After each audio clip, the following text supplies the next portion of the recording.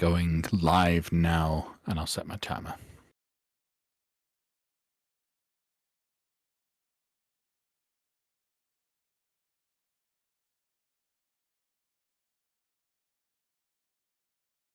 I'm getting mine going too.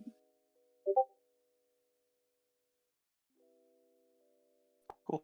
I'm gonna then try to go live briefly and raid you, Aaron, just so anyone who comes to me gets hosted to you, and hopefully the notification will pull in some people. And then I'm also gonna take a bathroom break before we officially get started as well. So I'll see y'all back That's a good shortly. idea.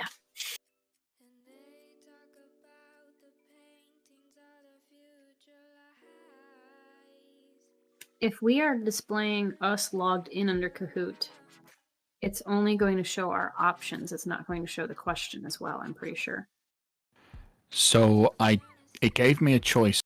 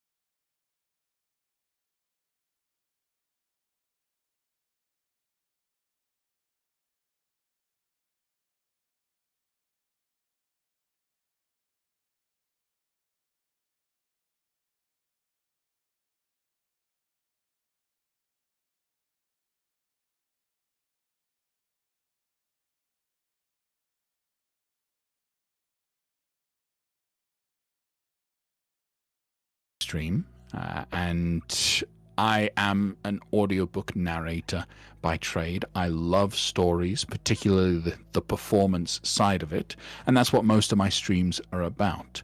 So given the opportunity to get involved in a book club with these wonderful individuals, I jumped at that chance. So I'm going to pass over an introduction to Jeffrey. Jeffrey, would you mind introducing yourself? I would be delighted to introduce myself if my camera will stay the right direction. I am Jeffrey S. Webb. I'm not live right now because I have moved across the world from Canada to Scotland, and I still don't have internet. So I'm streaming from my phone today, but I'm so glad and so excited to join you. I also read aloud on Twitch, and I'm currently occupied as a house husband, which is wonderful. But when I read on Twitch, which will be coming back once I get internet, I like to read and to discuss books. So it's a little bit different than just reading stories. We stop and we talk about what does this mean, and how does this interact with myself and my own stories. And it's a lot of fun. I love having folks there with me to bounce ideas off of and talk with. And I think that Scott Card, actually, the author of the book we're doing today, Ender's Game, would have appreciated that as well. I know we're going to get to reading later, but I thought this quote from his introduction to his own book was so poignant for our discussion today. He said, "The story Ender's Game is not this book, though it has the title emblazoned on it. The story is the one that you and I will construct together in your memory. If the story means anything to you at all, then when you remember it afterwards, think of it, not as something I created, but rather as something we made together." And I think that that's the hope for this evening, that together, a whole bunch of people from disparate backgrounds, across time zones and continents and oceans apart from one another, that we would share how this story was sat into our memories and how it interacted with who we were, and that it would grow in its meaning, because it means so much more for what it has meant to us together. So I'm excited for tonight. Thanks so much for being here and listening to me rant for a little bit. Yeah, I will pass off to Atkinson, because he is alphabetically the next person. Well, there we go. All right, I forgot. I changed my talk button. Caps lock wasn't doing it for me. Hello, my name is Atkinson1020, and I primarily am a reading streamer. Sunday afternoons, 2 o'clock Central Time in the United States. I like to offer a cozy read, just a time to escape, relax, settle in. Everyone loves the Sunday afternoon nap, and that's kind of what I want to offer. And when I got asked about doing this book club, I went, heck yeah, I've never been in a book club, so why the heck not? I write books. I'm working on number 9 right now, so I figured, hey, this is a great opportunity to collaborate thoughts and feelings with other people that love reading. And, you know, a collective goal I think we all have is for you to love reading just as much as we do. So I jumped at the chance. So yeah, ask questions, enjoy what we're offering tonight, and can't wait to talk to you all. Oh, and next on my screen is Ikakura. Thank you, Atkinson. I really appreciate it. And thank you, Jeffrey. You really set the tone with that quote by the author about togetherness. And thank you for starting us off, Aaron. I feel really comfortable with you leading the charge here. So my name is Ikakoro. There's not really a right way to say my name. Call me Ik, Ika, Iki, Koro, whatever you like, it's fine. I typically do quite a few things on stream. Sometimes I work on stream, I read books on stream, sometimes I play games on stream. But the one thing that I like to do the most is talk with people in the chat. So whenever someone stops by, I really enjoy relating to them and doing our best to build a relationship with one another through the screen. I gotta admit, this is my first time reading this book. I never really heard of the book until the book club invited me, which I'm so blessed to be a part of. So I'm really excited to kind of reflect on what I've read, and not only that, to hear from other people and what they've taken away from the book. So I'm really excited today, and I want to pass it on to the recreational rogue. Hi, everybody. My name is Kat, and I stream under the name of the Recreational Rogue. I am a primarily reading streamer, so I like to just find stories, both open source, royalty-free books that are older and nostalgic, as well as newer books that I have found and created a relationship with the author to get permission to read. And I really just like getting to interact directly and kind of have like a book club, but in real time with my viewers, where we're all kind of just going through the shock and horror and awe and excitement and disappointments of the book together.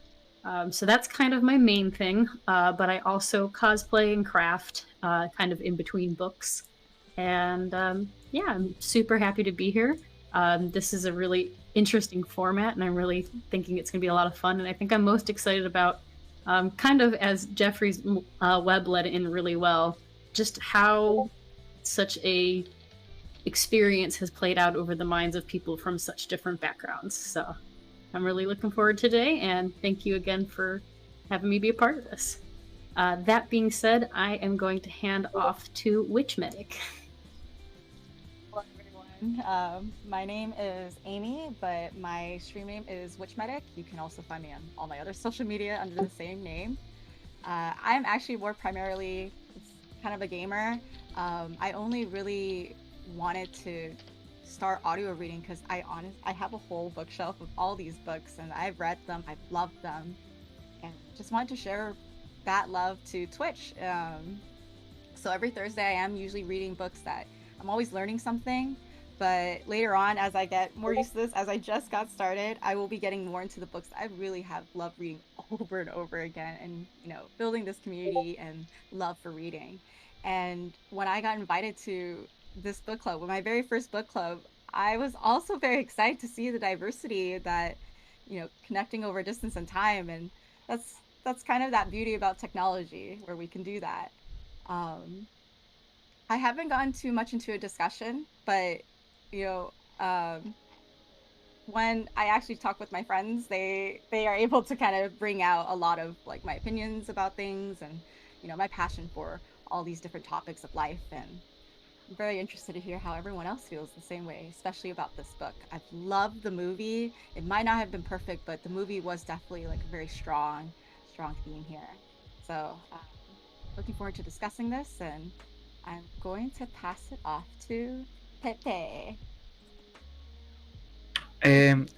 Okay, thank you. Hello, everyone. My name is Pipe.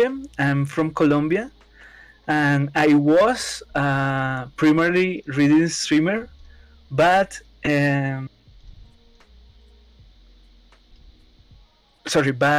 since I start doing more streams and meeting more people, my streams become like a variety streamer, a reacting streamer of all sorts. Sometimes I'm talking about food, other times I'm talking about music, and I try to talk about mostly the things that I know most, that are books and films, because I'm a screenwriter, and I'm aspiring author too. So I love books.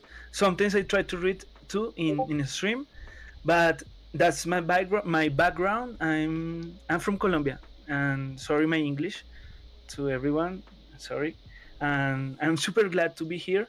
This is also my first time reading the book. I know it because of the film, the Harrison Ford film, but now I read the book too, and I'm super happy to be here. And with all of you, I follow all of you, and I'm really fan of all of your streams. I really like to hear people reading in a stream. Thank you.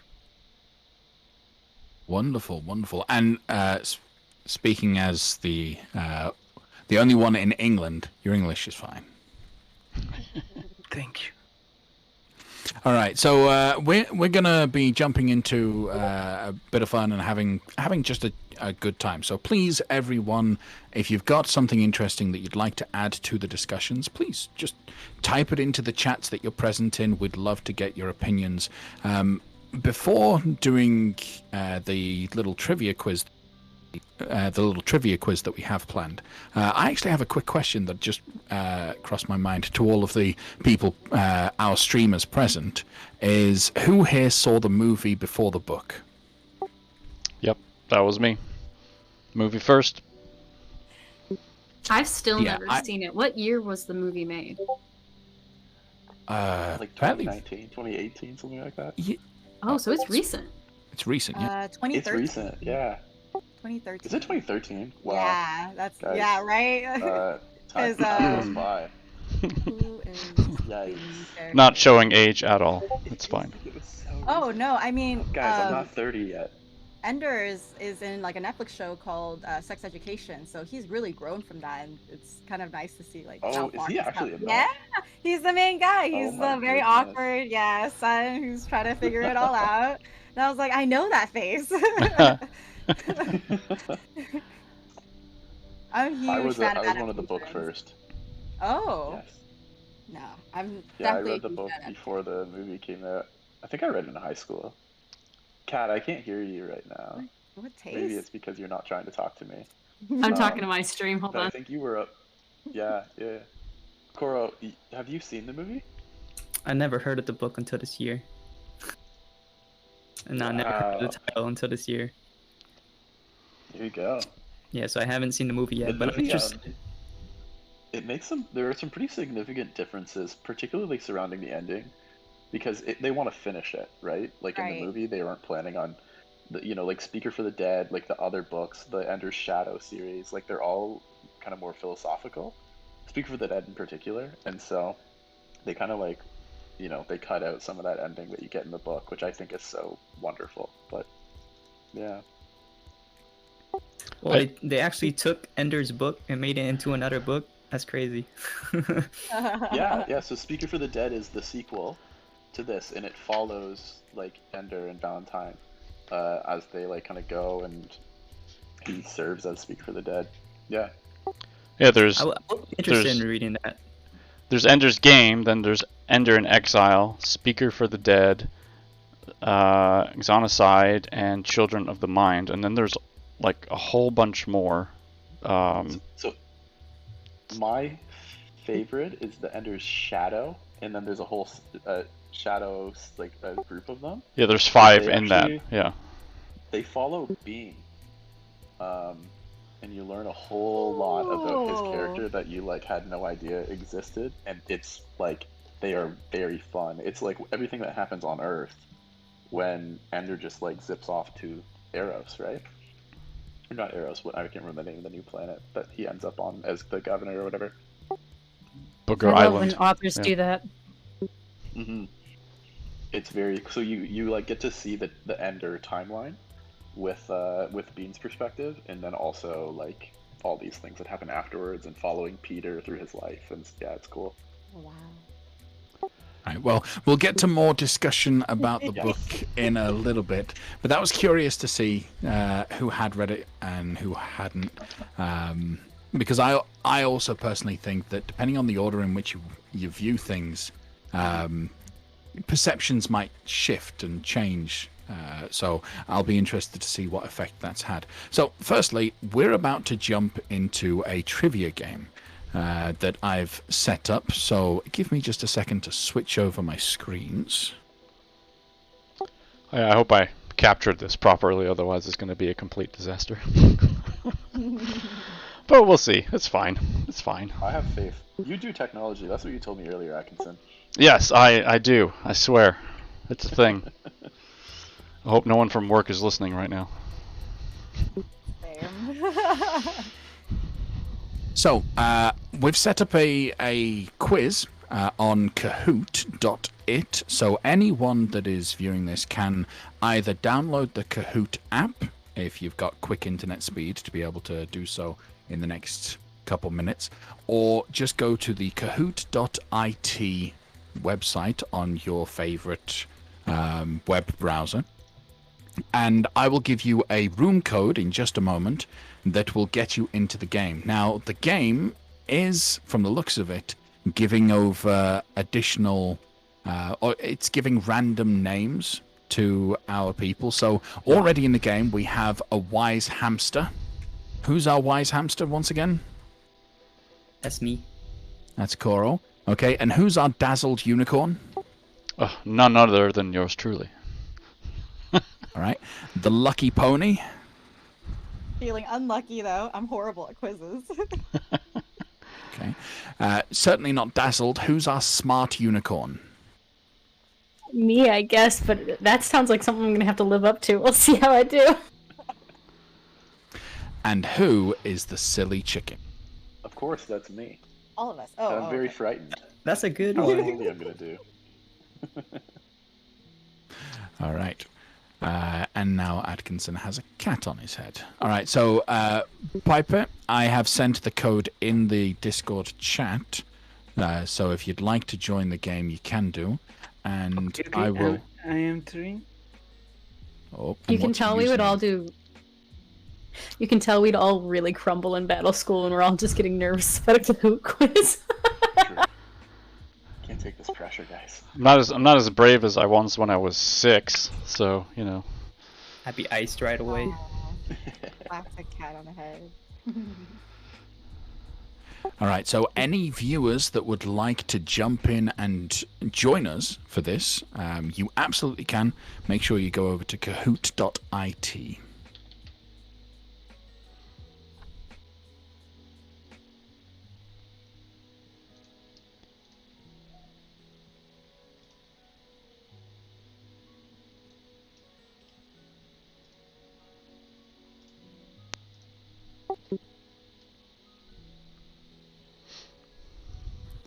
All right, so Put the link I in think the that's chat in given case you everyone wanna jump long in enough. And Looks play like along too. Pipe, your decisive alpaca. Yeah, that's me.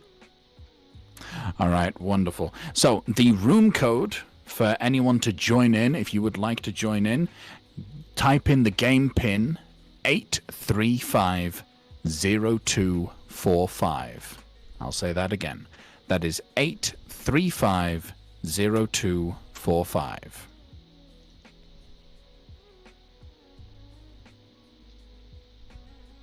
And as you guys are typing that in, can we just take a moment and appreciate Aaron Smith's voice? Because that reading of that code, 3,000%. yeah. Yes. Can we just get it one more time? Yeah, can we get the code one more time, Aaron? That is 8350245. Be still my heart. Well, thank you all for a great night. I'm gonna call it. That's all we needed. That's all we needed. It's all downhill from here, folks. We've got a prairie turtle in the game right now. Excellent. We'll give it another couple minutes or enough time for others to join in if they would like to do so. As we're waiting, to the other readers in the group, How who come- was your favorite character? Quick question. I can tell you it wasn't Graph, but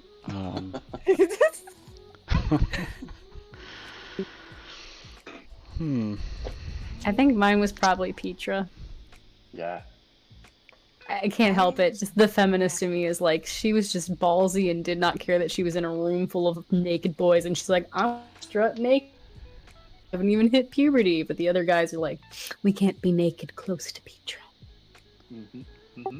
you bring up a good point though. I mean, the rules. try and do that in today's age and see what happens. Like, this is obviously, out there and futuristic, but it's just like, I did the Air Force thing for a little while before I was medically discharged, and 60 guys in a crowded shower, you just did it because you didn't have a choice. But throw a girl in there and everyone would probably freak out. But she was bold. Don't forget she was also maybe 11 or 12 at the time. Yeah, I was a little older. Yeah. Ender makes the comment that she still looks like a boy. He says there's no difference right now, is essentially his justification for why Bonzo's rule is stupid. So you know, Kat, Petra plays a very big role in the Ender Shadow series as well. So if you Ooh. enjoyed her character, it's worth going and finding out more of what happens to her next. Absolutely. And she is just as awesome all the way through. My favorite has to be Dink. He's fascinating. Yeah. He's, I would say, the best example of leadership that Ender gets throughout the vast majority of his time. And the most honest version, too. Oh, yeah. Ender's sister struck me interestingly, even though her parts in this story weren't often, whenever they were always extremely impactful. So I feel like having a sibling myself, granted a brother, not a mother or a sister, but she just always had a strong presence, and she always had that tipping balance for Ender, no matter what the situation was. You know, she was the one to manipulate it in the positive way instead of Peter, you know, doing it for himself. So I thought that was pretty interesting. Yeah, I wanted to add on to that. I really like Valentine too. I felt sympathetic towards her, like Ender. They were kind of getting pulled through everything, like just getting dragged along the entire story. But I really appreciated her inner thoughts and the way she talked to everybody and how she wanted to like be there for her family and just stay kind as much as possible. So I really liked her. She really kind of brought me back. The siblings are cool. Well, some of them. Yeah, she's definitely a grounding character. And it's interesting, like, so Ender runs with his name's Andrew, right? But he comes with the name Ender throughout the entire book, and that's what he calls himself. And it's the name that Valentine gave him as a child, right? Valentine couldn't say Andrew, and she said Ender, right? And then he's like, yes, this is who I am. Like, his identity as a person is so steeped in, or like intertwined with, you know, the way that he felt loved and the way that he did love his sister, right? Which is really cool. That's like a grounding, you're right, Kat, like that grounding feature of his identity. I'm just going to interrupt real quick for one last call for viewers to jump in. The room code on kahoot.it is 8350245. And the Powerball is 7. Chills. I'm actually more of the fan for that really subtle character of Eli. Yes, that's what I was gonna say.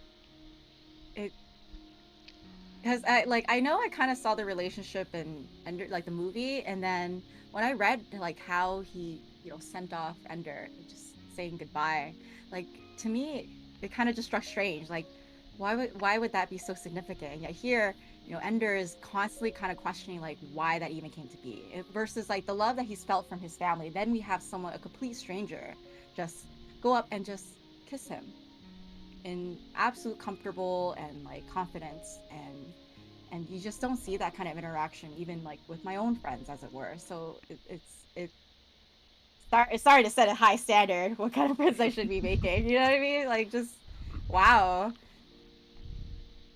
for him to come back later too with his dialogue, Ender, just, you know, like saying salam, like Ender didn't even know what that meant, and then he, without really judging him, was like, it means, you know, peace be with you. But unfortunately, that's not the case. And I was like, this guy is also thinking several steps ahead. You know, Eli was just that subtlety. I love those kind of subtleties. So Yeah, beautifully written.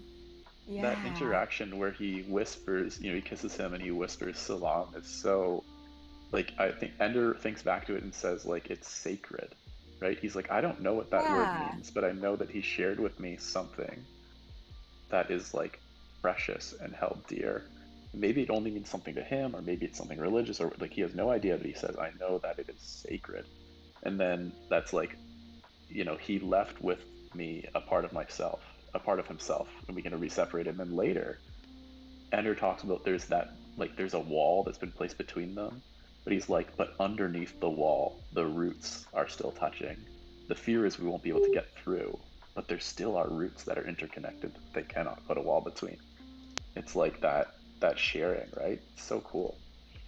He almost makes it sound like it's a stronger bond than what he has with his sister, and that Yeah. Well, in of itself is a significant bond. Or even just of equal. Like this is also, you Mhm. know, of that standard, right? hmm I don't know if you, so like, you know, people say blood is thicker than water. Hmm. Yes. Like, the full saying is the blood of the covenant is thicker than the water of the womb. So the original meaning of that phrase was that people who went to war Did not know together that. and like fought and bled beside one another, like that bond was stronger than the water of the womb, than the bond of family. They're saying it's a new, deeper level of a bond, and it's almost like you see that with Ender and Eli to some extent, of this like the blood of the covenant, like we've been through hell together, and there's a bonding that comes from that that's unique. That totally turns my perception of that phrase on its head.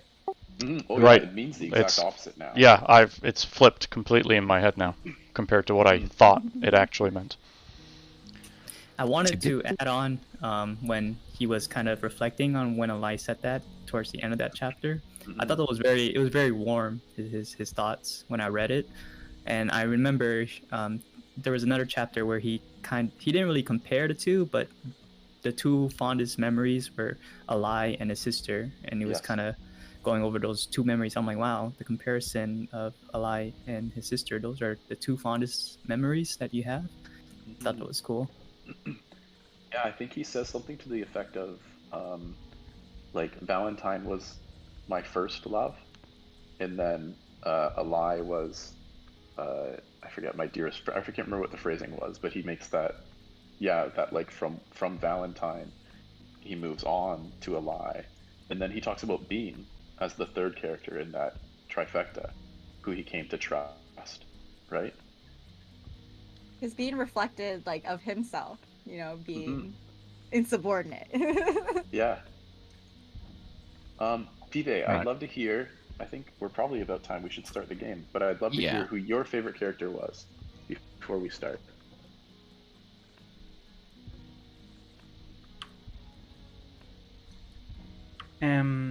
Okay, for me, Valentine was like the more relatable, Mhm.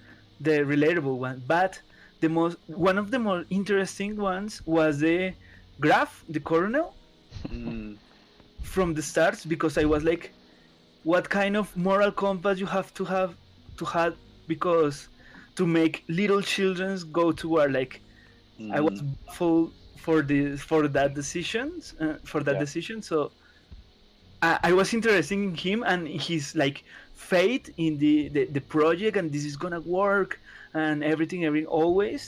I was Yeah. like, he's a maniac, but also I want to read more, to learn more about him, like all the Mhm. book. It was cool, like Yeah. his arc.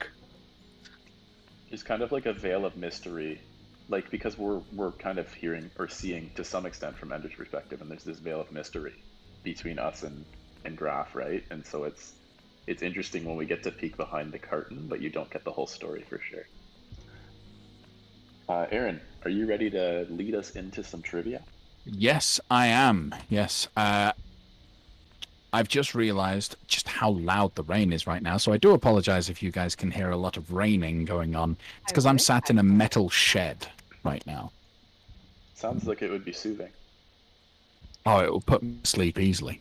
All right, so we are going to jump in. We have 10 people in the game right now. So other than us, we have Prairie Turtle, Lively Possum, the Funny Leopard, and the Mystery Finch.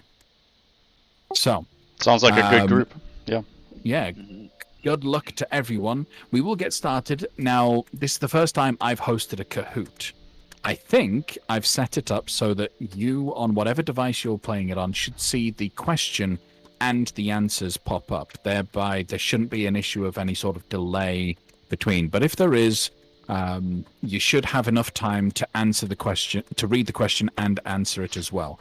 I will be reading the questions as they appear while we play. Okay? All right. Then I'm going to just press the start button now.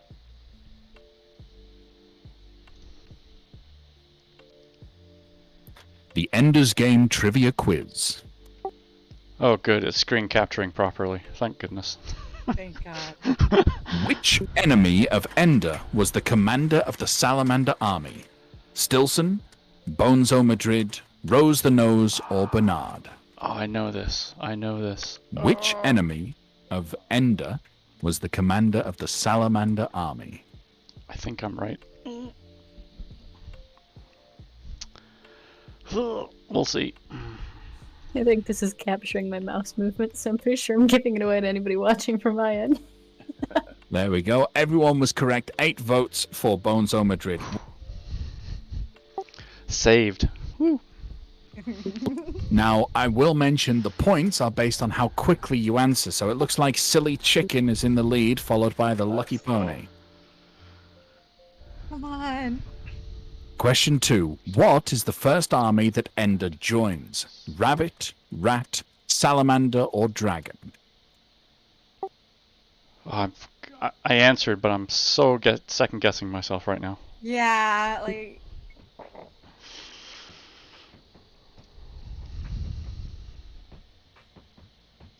Waiting for it to pop up wrong. No, I got it wrong. Ooh. I got it It wrong. is the salamander army. Oh, I had 3 votes for rat. I thought he went to Salamander later. That's why I was like, "Arr." He gets traded out of salamander into rat. Yeah. Bonzo was his first commander. Yes. So, Silly Chicken still sitting pretty at the top, followed by Lucky Pony, but Smart Unicorn and Wise Hamster have just climbed up a little bit more. Thanks for the tip on the time response. Who is Ender's enemy from his launch group? Bernard, Bean, Shen, or Ally? Who is Ender's enemy from his launch group? I feel like I should have read the book twice. That might have helped. I did read the book twice. Once before, and then this was a reread. Oh, I got that so one I have right. an Thank unfair God. advantage. Okay. You didn't spark notes after to prepare? You should listen to the audiobook on double speed as well. And Oh, I can't do that. No. I'm a 1.5 times speed listener for those sorts of things. I feel like I could, but just the way it distorts the sound of the person's voice drives me up the wall. Who is Ender's first toon leader? Dink, Bonzo, Rose the Nose, or Petra? I think I got this Who one in is the bag. Ender's first toon leader? Pretty sure. Pretty sure. I think I got this wrong. No. Same. I went on impulse for the time, and then I was like, wait a minute. I wasn't 100% on this one either. I'm second guessing. The answer is Dink. Oh, only 4 people got that correct. So are we not counting Bonzo because he technically didn't include him? Bonzo was not a toon leader. Bonzo was an army commander. Commander. A toon leader is the leader of the platoon that he served within. Do we even know who the toon leader is for Salamander Army that he's put in? So he wasn't put in a tune. Yeah. No, he was traded off immediately to Rat, and the Rat leader, Rose the Nose, gave him to Dink. Yeah. Well, yeah, but he was Dink? still... Dink Sorry. specifically asked for him, right? Yeah. But it was just the point that he still had to be involved in a couple battles that I thought he technically had to have been classed under a toon, but I wouldn't have even known the answer if that was what it was. Mm. Yeah, in that case, Bonzo specifically told him, before every mission, don't do anything, don't leave, don't get involved. So he wasn't classed as part of a toon. All right, next. Here we go. Someone's got to take that silly chicken off the top spot. I'm trying. Question 5. How How is old that? is Ender when he goes to battle school? 8, 6, 10, or 4? Totally getting this one right.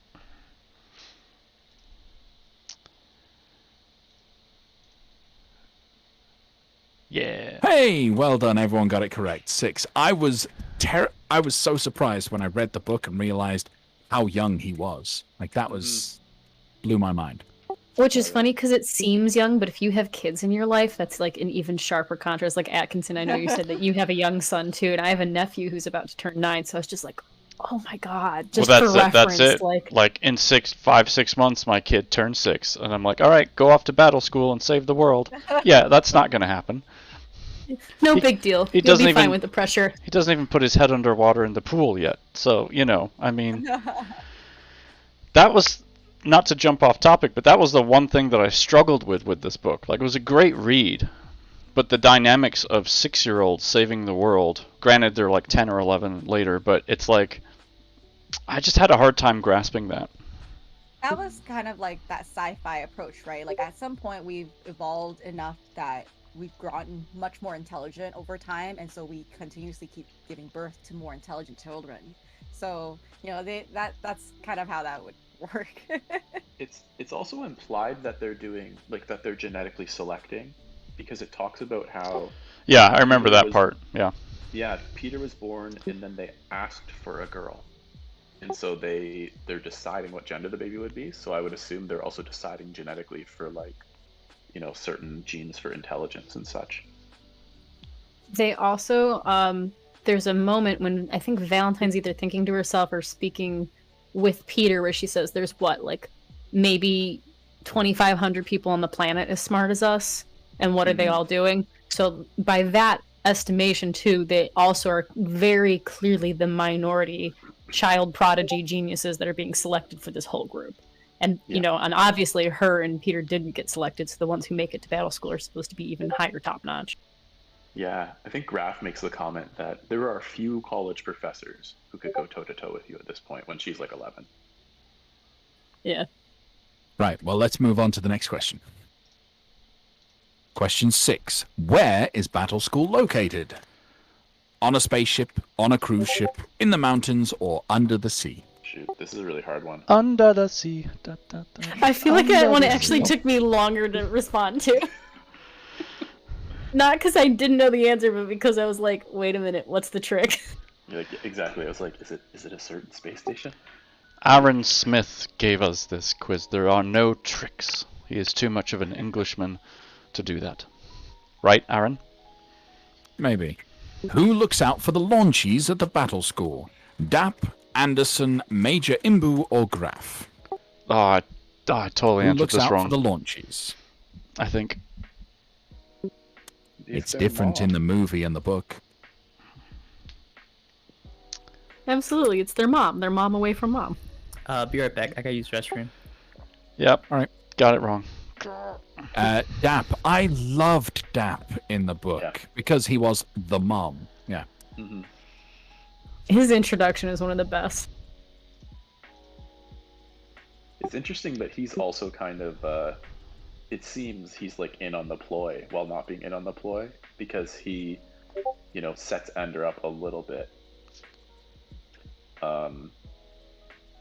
By being like, oh, Ender's already in the commander's bed, and we can't change it. Like those are kind of little things that happen.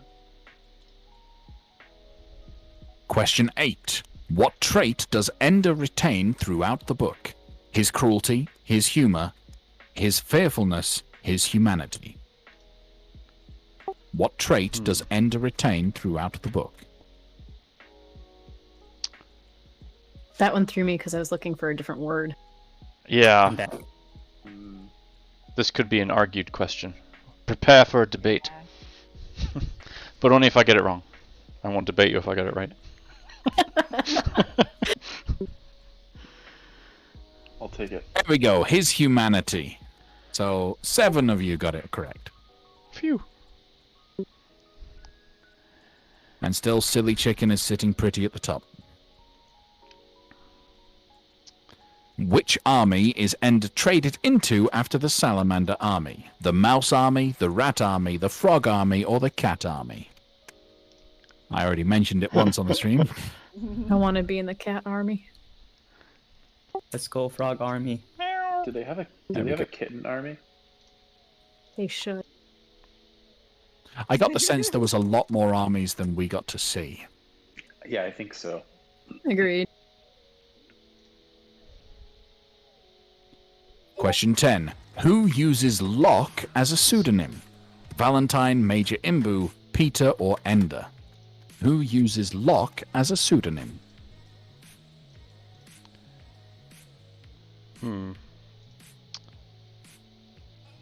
I don't know if I got that one right. There we go. It is Peter. Absolutely. And, yeah. This was a whole section of stuff I wasn't expecting that I really enjoyed. The whole Locke and Demosthenes bit. Yeah, I was totally prepared I was totally prepared for their characters just to be foils for good and bad, and then they went so much deeper. Yeah, that's true. Question 11. How did Mazer Rackham defeat the buggers in the second invasion? He killed their king, he used a special nuclear weapon, he got them to turn against each other, he killed their queen.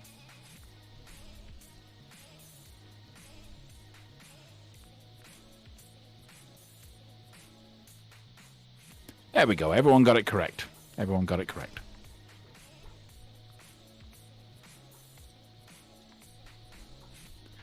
Question 12. What does Ender find funny on the spaceship? Time, gravity, the view from space, or the jokes the boys tell? Definitely. The view. Yes, the view. Yes. That's so hilarious. All those windows. There we go. Everyone's correct there. Question 13. What does Ender do after the final battle of the third invasion? He graciously accepts medals for saving the world, he rejoices, he sleeps, or he tries to contact Valentine. Hold on, I thought there was cake. Wasn't there cake? The cake is a lie. No, don't bring up cake. I'm pregnant. I'm so easily influenced. There we go. He sleeps. That is the first thing he does. He just expresses how tired he is. So he sleeps. Smart Unicorn, you need to just be a little bit quicker than Jeffrey to get past that. To take off Thank you for letting me know, because I can't see my ranking. Right. 14. Why does Ender not belong at home? Because he causes too much trouble, because he is adopted, because he is too smart, or because he is the third child?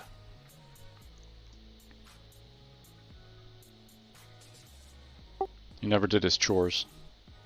There we go. Absolutely.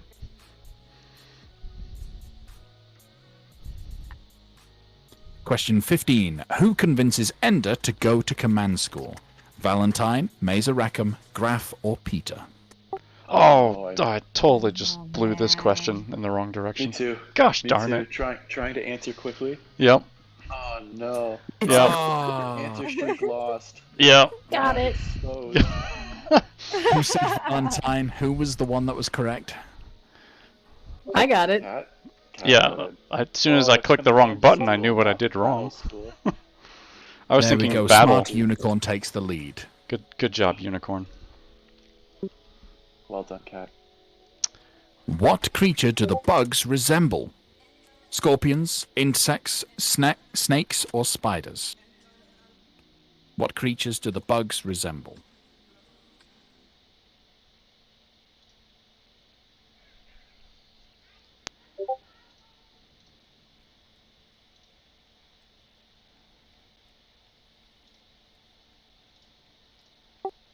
I had to actually think about that for a second. There we go. Insects. I had ants in my head. I was That's looking for ants. that's what I was looking for too. I was like, he talked about the skeleton shell on the outside, like an ant, and I'm like, there's no ants on my screen. Question 17. Who goes with Ender to colonize the bug worlds? Ally, Graf, Valentine, or Bean? Who goes with Ender to colonize the bug world?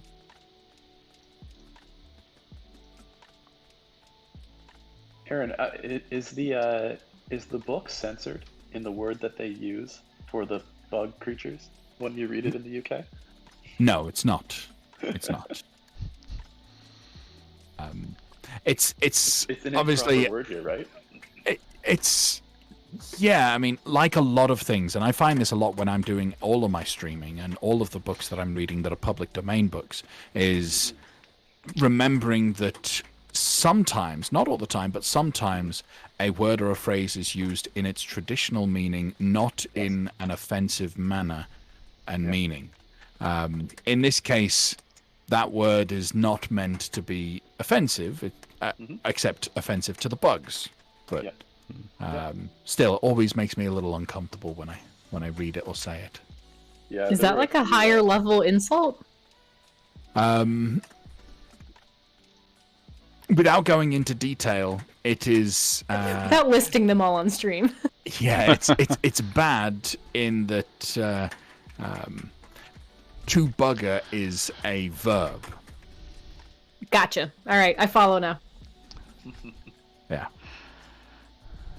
Yeah, there were also some racial slurs that made it. How old is Ender when he is made commander of Dragon Army? 7, 8, 9, or 10? How old is Ender when he is made commander of Dragon Army? Yeah, did I just mess this one up? I think I did. I definitely did. I completely messed that up. I'm guessing. Oh, no, I got it Here right. goes. Unbelievable. It's okay. I missed it too, Cat. You're still in the lead. You have to pay close attention to the years that they track to know that kind of thing. Mm-hmm. I remember. But the Smart dialogue. Unicorn is still on top. Ooh. No, I remember the dialogue between Valentine and Graf. Like, you had my brother for 4 years. That's what. Very nice. Who takes over the Earth after the third invasion? Valentine, Graf, Peter, or Ender?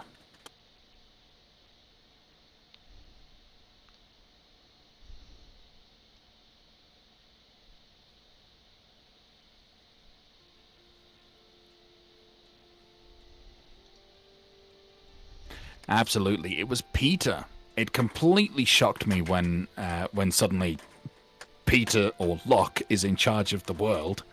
I actually wasn't surprised by that one bit, given Peter's progression in the story. I kind of figured that was the only thing he could do. Yeah, it's actually a lot more complicated if you read the Ender's Shadow series. There are some other characters who make some pretty good plays for it, and who, set themselves up as ruler for periods of time. Thank you for letting me. I'm trying to be spoiler free on those ones. Well, Lucky Pony, the Wise Hamster has just taken your 4th spot on the leaderboard, so you need to fight back up. Question 20. Where does Ender fight Bonzo? In the hallway, in the battle room, in the shower room, in the mess hall. Did someone misread? I misread it so hard. Unlucky Pony signing off.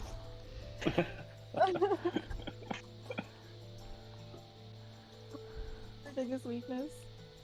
Yes, it was the shower room, not the bathroom, which I'm sure you went for battle room. Yeah.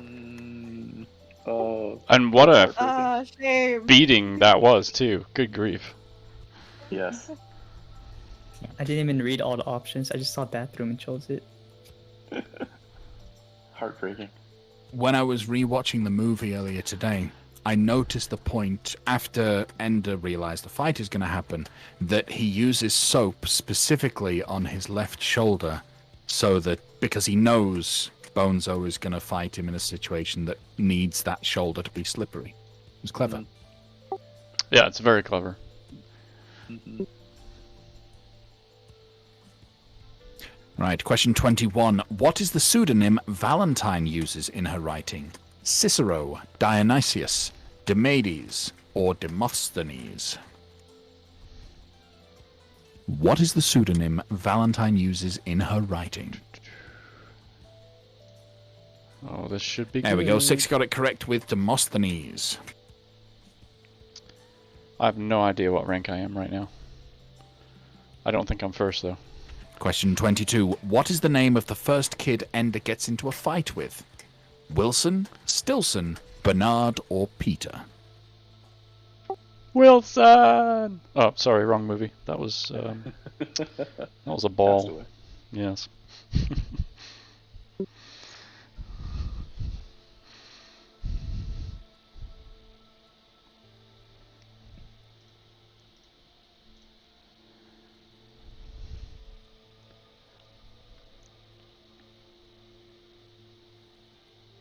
We have 6 correct for Stilson. Absolutely. Oh, only 3 questions left. Question 23. Who does Ender confide in while commander of Dragon Army? Petra, Crazy Tom, Bean, or Hot Soup? Hot soup. That's funny. No soup for you. Also, just the name Hot Soup. Mm-hmm. Yes. Yeah, no soup for you, okay?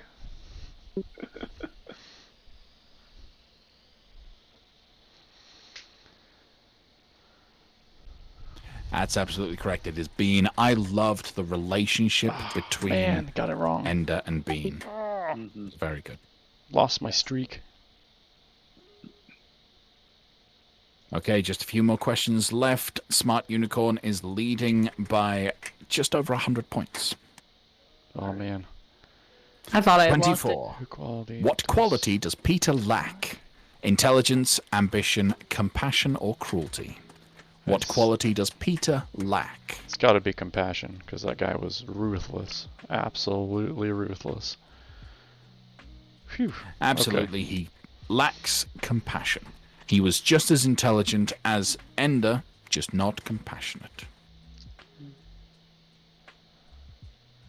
That was a mean old brother. Question 25. What is Ender's goal at the end of the book? To return to Earth, to find a home for the new Bug Queen, to live somewhere happily with Valentine, to conquer the rest of the universe. What is Ender's goal at the end of the book? Yep. Absolutely, to find a home for the new Bug Queen. The question is, There we go. And our winners place. are, Wow. in third place, Dazzled Unicorn. In second place, Silly Chicken. And in first place, the one, the only, Smart Unicorn. Hey, you lived up to the name. it's nice to see both unicorns Congrats. on the stands. That's nice. True. Yes. True. Yes. Hey, there's Jeffrey. Yeah, I was in the other screen, but I'm back. Welcome back. Wonderful. I'm going to switch over to the other screen as that is the end of that. While we do that, someone has a giveaway, do they not? Yes, I totally forgot to mention that in my introduction, but if anyone, I'm going to give a one last shout out if anyone wants to get in the giveaway for a couple of books that I have right here on my desk. Green screen, don't fail me now. Okay, Final Earth and Negative 19. I wrote these. They're fun little books. You just have to take my word for it, I guess. They're both dystopian in nature. There's 20 people in the giveaway right now. If you're in my chat, you just have to type !giveaway. I'm going to give it about 30 seconds or so, and while that's happening, I'm going to navigate over to my other window so I can... Oh, no, hold on. Okay, every push to talk button I choose messes up something else. I'm going to start preparing the spin wheel so we can figure out who's getting a couple of books. So, enter You now. wrote those books, right? I did. With my own words. With my own words. Do you have the best words? We'll just say yes. Because if I didn't, inspiration would not be there. I can read the back covers if you like, just while we're in that waiting period. That way everybody knows what these books are. I have Final Earth in front of me right now, and in a dystopian world where time and resources are running out, Barry and his friends fight to survive. As Barry learns the truth of who he is and the legacy left for him, he must tackle the fight head-on and lead the world he knows to safety. So that is Final Earth, and then we have Negative 19, which is a lot more military in style-esque, if you will. As a city lives in fear, months turn to years of desperation, but there is still hope that keeps a few alive. But when a new problem comes to town, it's anyone's guess as to how it will all go down. Eagle and his team must fight and work harder than ever to make sure that their community survives. So those are the two books. I highly recommend them, because I have to. And yeah, so I'm going to do one more quick check, and then I'm going to get my wheel on screen, and we'll give it a quick spin. While he's pulling that up, I just wanted to share from my chat. Everyone, Paige Sickle says hello. Hello, Paige Sickle. Hello, Hi, Paige. Paige. Hello. Welcome.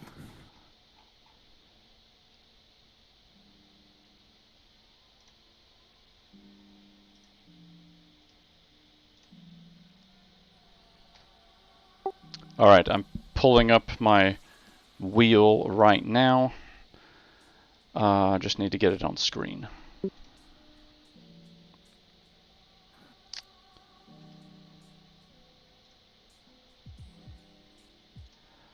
Okay. And while he is doing that, I just want to mention if you guys like this, let us know. Please let us know. Message, Discords, whispers, whatever. Let us know what you liked, what you didn't. We want to make this a successful thing so that next month we do even better. Yes. So let us know. Alright, I have it on screen. I'm going to navigate over now and give it a spin, and we'll see who will win. And yes, I realize that rhymes, and it's a little corny, but you know, it's cool. Classically used. Thank you very much. Alright, here we go. Rolling, rolling, rolling. And the winner is... Well, look at that! Koro, you're a winner! Thank you. Let's go. All right. Congratulations. Now, Congratulations. my question for you, sir, is would you like the physical copies, or would you like Kindle copies? Man, I want the physical copy. Absolutely. I Can you will... get it signed too? If you Ooh, want, yeah, can I have a sign? if you want me to scribble on them on every page so you can't read it, I can absolutely do that for you. Oh no. On the book. Redacted, redacted, redacted. No. So Um, I don't know.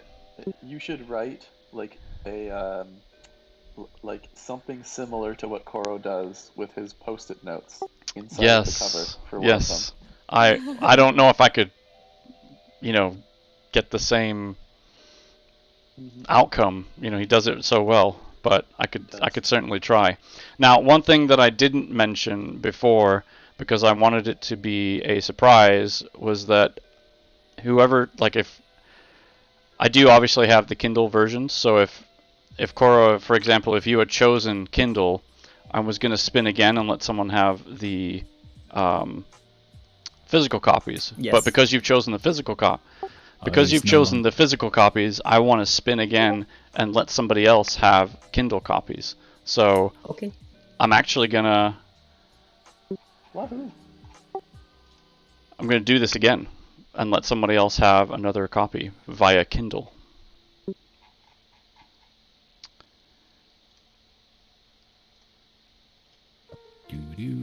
If I can get it going. Alright. I've got my wheel. Although I just realized it's not on screen.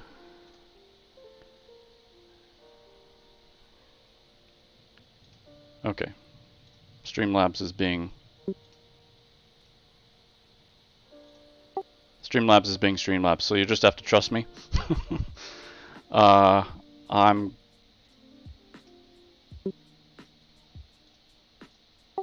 spinning it right now. It's whipping around in circles. I did take your name out, obviously.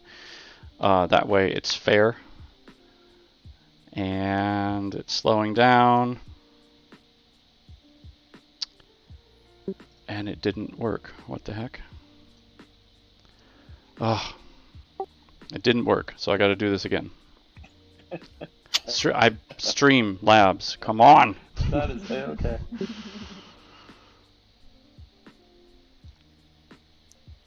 While he's doing that, if you guys would like to be involved in a future book club, also let us know, because we'd like to invite more people on more regularly and get to know more information, more viewpoints. And also, if you have a book that you think would be a great fit for the BR, open to suggestions. If there's something out there that I haven't heard of yet, that we, I think, draw some people in, perhaps, and we would love to read it. So feel free to drop suggestions in the chat, to whisper, to DM, on join people's discords, all those sorts of things. And that would be great to hear from you. All right, I managed to get the display up. The wheel stopped on Stunt Mama's man. Stunt Mama is another streamer that I've been connecting with lately, and that's her man. So if you're out there, congratulations. I'm going to send you a whisper here shortly just to let you know you've won Kindle copies. But congrats, and I hope you enjoy. Congrats, Stunt Mama's man. Well done. Well done, well done. All right, so we are, without further ado, going to jump into the major portion of the stream. Man. With our actual reading and discussion. So each of us have chosen a portion of the book to read a little bit of a snippet of, and then we'll be prompting a discussion. So, who wants to go first?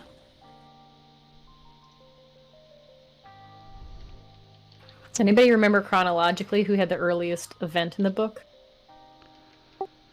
I know mine was towards the beginning, just because Graf is in the living room, but I don't know if anyone had. I think that is the earliest one. Then I think it's up to you, Atkinson, to get us started. Hey, G4P, what's up, man? We're just getting into some good reading here about this book, so you're just in time. Yep, I was just saying hi to someone in the chat.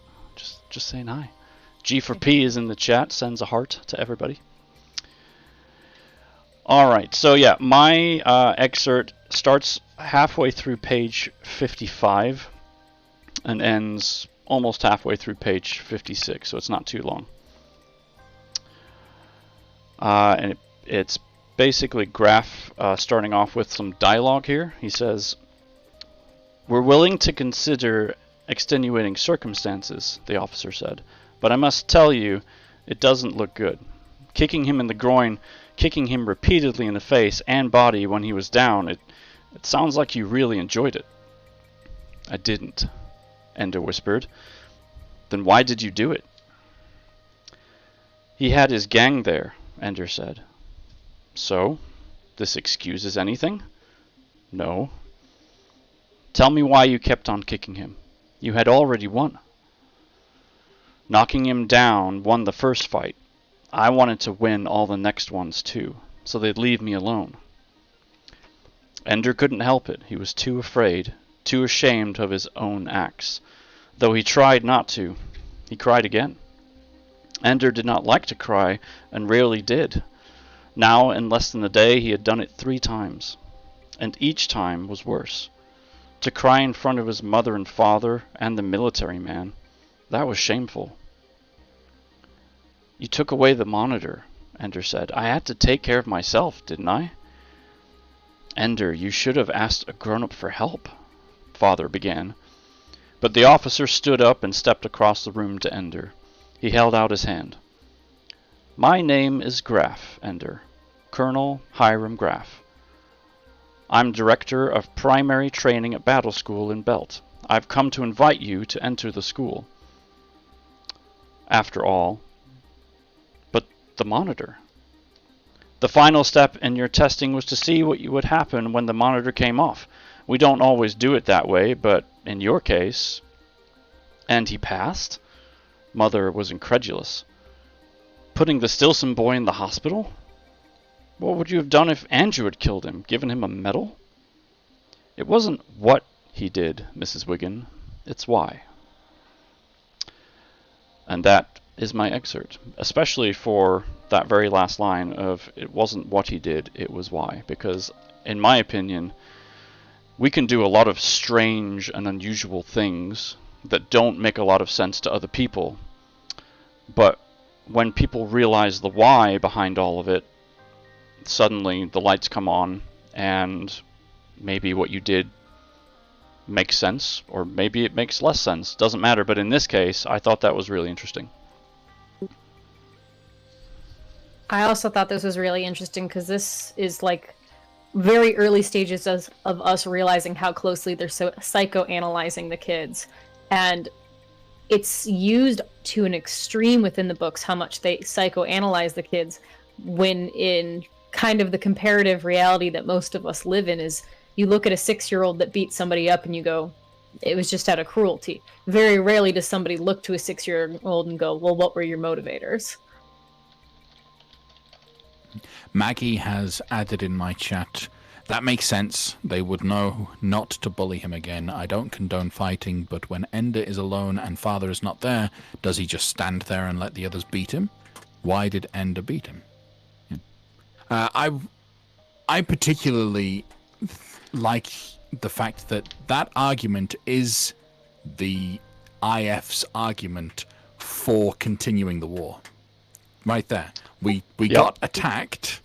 We're not going to let them attack us again, so let's just go and wipe them out. Yeah, I didn't miss that parallel either. I thought that was like almost chilling whenever you eventually find out in the end there was no intent for violence. And it's in that moment, right? Or go ahead. No, I was going to reference a thing at the end, so go ahead with the in that moment. I was going to say it's in that moment that Graff makes the final decision. Yes, Ender is aligned with our decisions as the IF, right? Like he's thinking in the same way that we need him to think, to take a preemptive strike in order to, to self-protect. So it really all ties together there. It's kind of an underlying message for the entire premise of the book. Something so simple, but yet so profound. But you flip to the end, where Ender makes the point of saying, it's not that we win, it's how that matters. Which is the opposite, in a sense of things.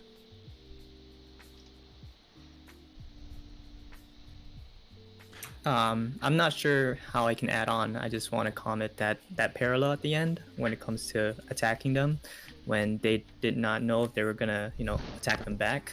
I think that's a really good point, and I think it really does sum up the motivators for the book.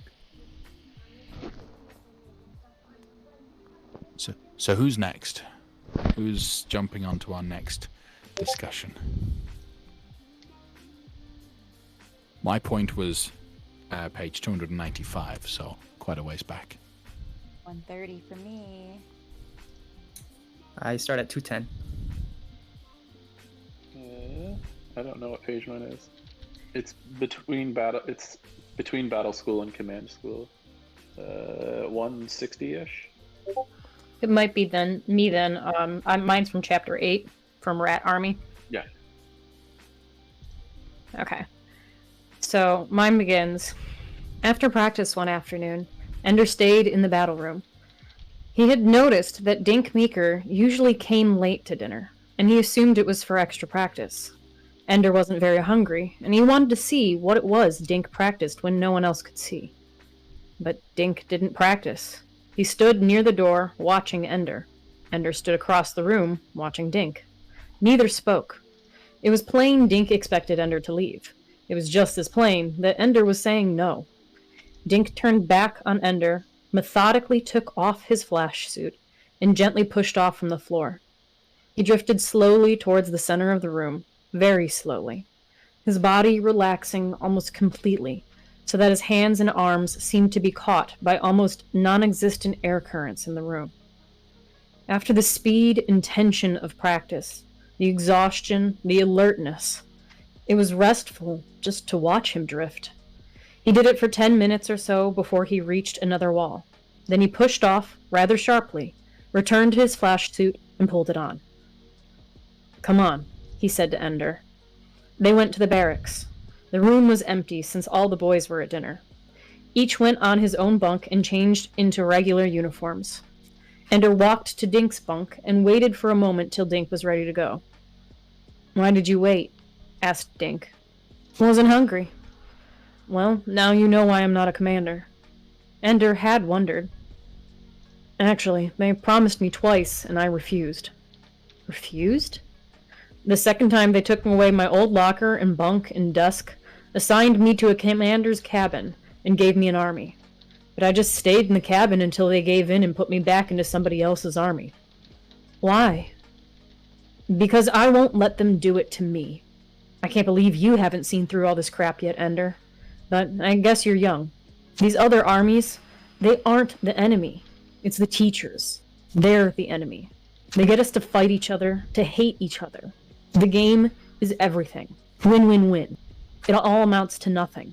We kill ourselves, go crazy trying to beat each other, and all the time the old bastards are watching us, studying us, discovering our weak points, deciding whether we're good enough or not. Well, good enough for what? I was 6 years old when they brought me here. What the hell did I know? They decided I was right for the program. But nobody ever asked me if the program was right for me. So why don't you go home? Dink smiled crookedly. Because I can't give up the game. He tugged at the fabric of his flash suit, which lay on the bunk beside him. Because I love this. So why not be a commander? Dink shook his head. Never. Look at what it does to Rosin. The boy's crazy. Rose DeNose sleeps in here with us instead of in his cabin. Why? Because he's scared to be alone, Ender. Scared of the dark. So it goes on farther after that, but I think that's a fair point to cut it off at. Basically, this is just, I feel like it's a really early, it's not only foreshadowing because it's already kind of seen in the book of how critically they're pushing these kids and how much they are being manipulated. But it really kind of also foreshadows deeper into the book where Ender feels resentful that he has been pushed to do all of these things that he didn't fully consent to. It wasn't a plan that he was on. It wasn't something that he was behind or like he agreed that he wanted to save Valentine, but he did not agree to the means that got him to that end. And I also just think that it's a really ironic passage because it's so deep and meaningful coming from Dink, sounding like he's learned it all and he's found the error of the ways. And then very unceremoniously, like 2 chapters later, they're like, and Dink eventually became a commander. They don't really explain his change in thought process. They're just kind of like, he gave in, like they all do, you know? I love this passage because it reminds me of a kid that I went to school with. And I'm going to give him a fake name of Doug because I don't want to expose Doug, and Doug sounds like Dink, kind of. But I remember we were in, it was either 7th or 8th grade, and there was a standardized test that we had to take in Canada. And during the test, he sat and refused to write a single word. And I remember like looking over at him and being like, what the heck are you doing? And I asked him about it later, and he's like, they're not going to put some number on me and say what I'm worth. This is like a grade 7 kid. He's like, they're not going to tell me what I'm worth. I'm not, I don't have to do this. It's not for any grade. I'm not going to play their games. I'm not going to do their tasks. And it, like, at the time, I was like, what is wrong with you? Just answer the stupid questions. Like, I just didn't understand it. But I look back and I still wonder, because we've like lost touch, and I still wonder, I'm like, what happened to him? Ironically, I know he went to the military, which is kind of funny, but There's a lot of tests in the he military. probably became a number. Yeah, but I don't know like what became of him, but it's so fascinating to me, this idea like that Dink kind of got that, where this like, no, I'm not going to let them change me. And you're right, later he does change, and Ender, who was like, you know, supposed to be the smartest one of them all, also like has all of these nightmares around his identity, and maybe I'm turning into my brother and this is not who I want to be. The whole crisis of identity from this, you know, is it from being made a commander? Well, I think there's a lot more stuff as well, but Dink kind of has the right of it. And yeah, it's fascinating to me. So it reminds me of Doug, and I just think it's such a cool passage. I also just love that his way of de-stressing is stripping naked and chilling in zero gravity. I mean, I had to include that in the passage because I feel like those two things together, like that he needed to center himself after something like that, and then also the fact that he's like, I love the game, but I don't want to be their pawn, essentially. Like, those things together just combine to really give you a sense of who he is. Well, and the internal struggle too. I mean, there's a lot of that going on, and regardless of how smart you are, you know, you think about a 6 to 11-year-old that's nowhere near developed fully in their brain. That's not till you're like 24. Granted, this is sci-fi and it's futuristic, and maybe things have changed, but like just the sheer stress of it all would be no wonder he's stripped naked. I mean, like, get it away from me for a moment. Like, I just need to be myself. I would The love use of to nudity stress in the book- some zero gravity. I was just saying, I would love to de-stress in some zero gravity. That would be nice and comfy.